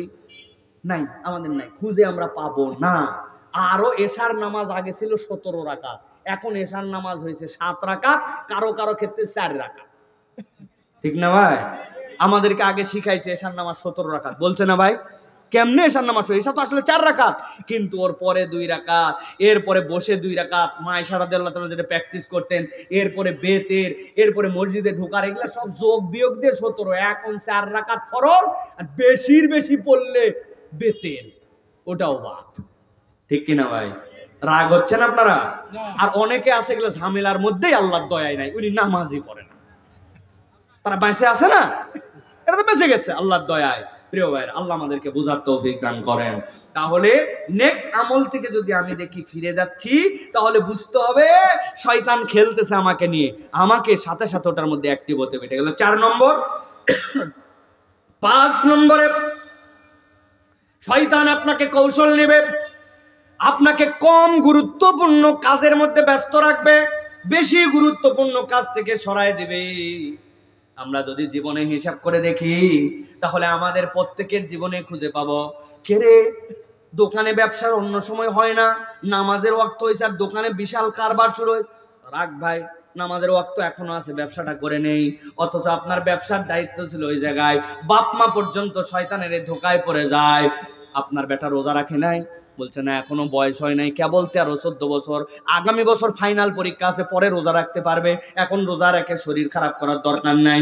আমাদের আব্বারা আমাদেরকে রোজা রাখাইছেন, পাশেই তো বসে আছেন, সকাল থেকে 11টা পর্যন্ত 1 পর্ব, এরপরে আবার দুপুরে 1 পর্ব, বিকালে 1 পর্ব, তাও থাক। কারণ কি বুঝাইছে?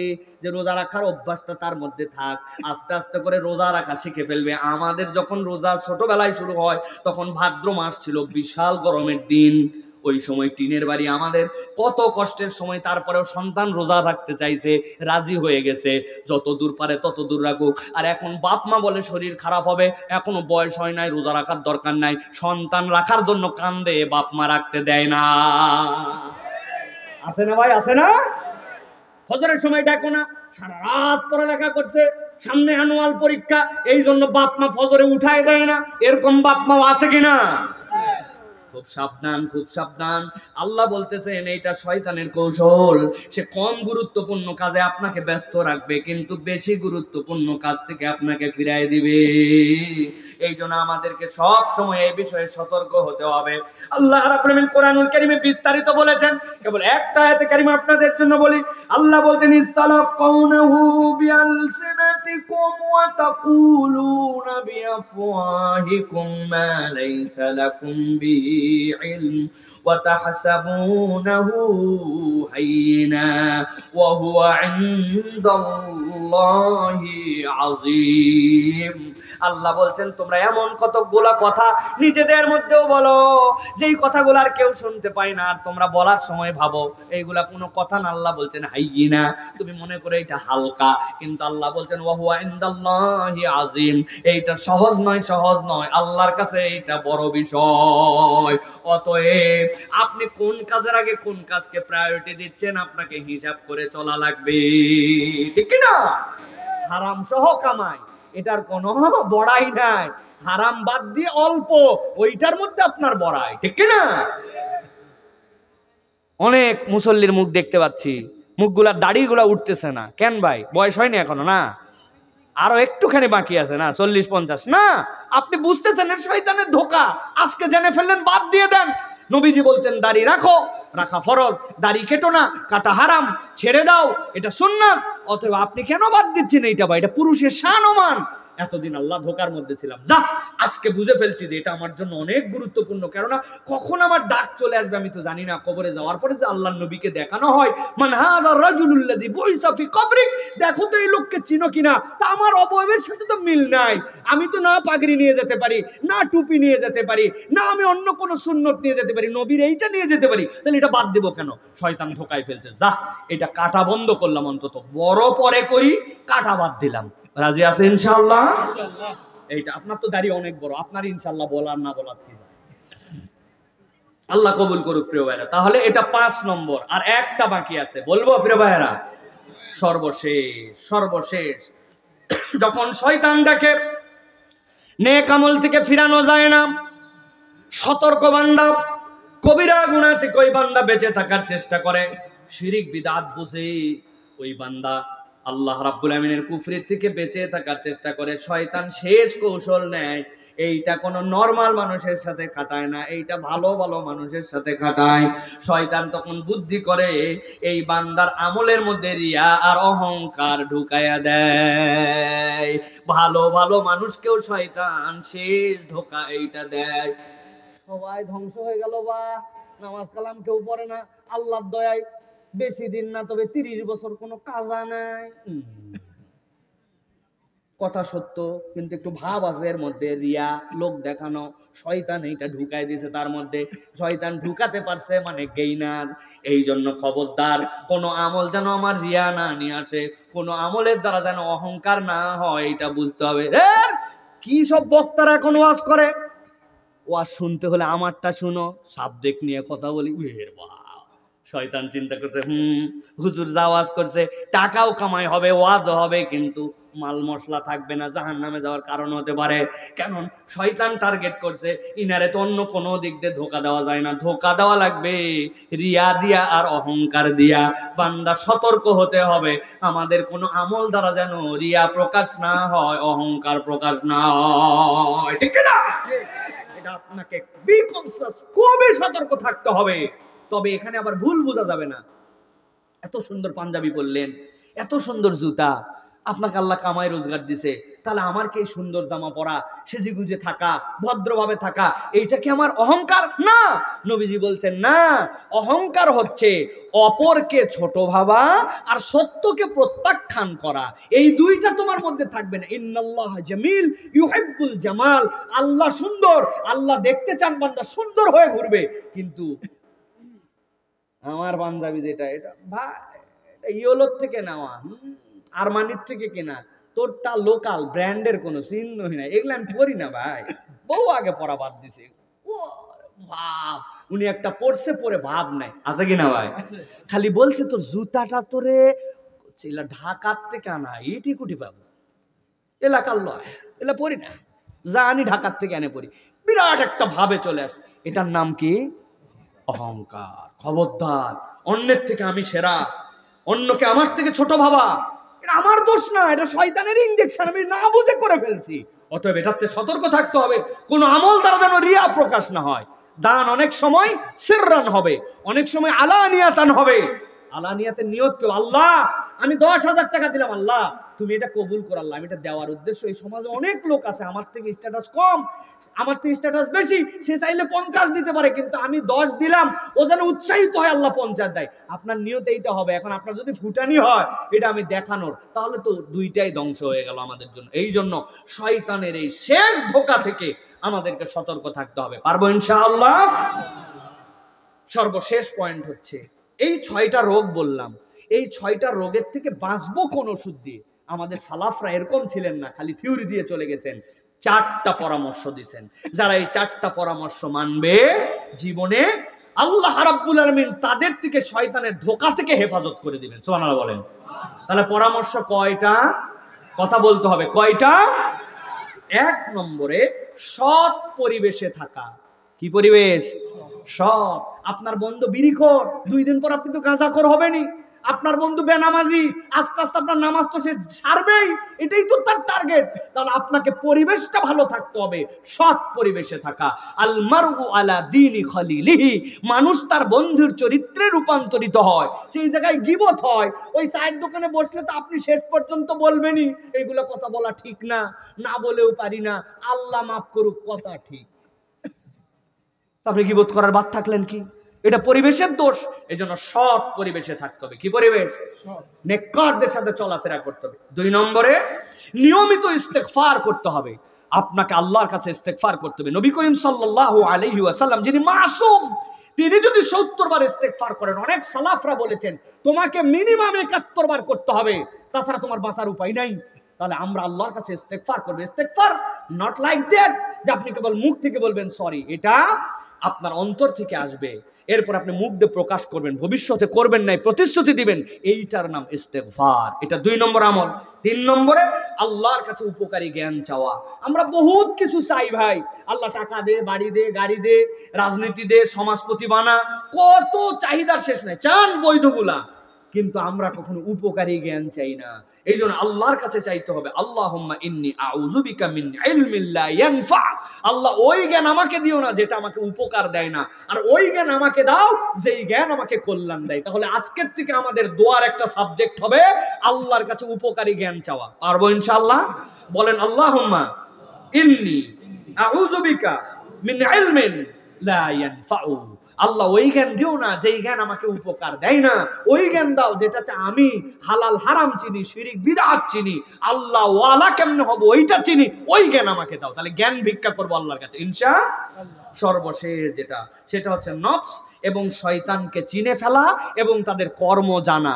আজকে যেটা আমরা জানার জন্য চেষ্টা করলাম, শয়তানকে কিভাবে শয়তানি করে, এইটা মাজালিসুজ জিকিরে বসতে হবে, ওলামায়ে কেরামের কথা শুনতে হবে, পড়তে হবে, জ্ঞান অর্জন করতে হবে।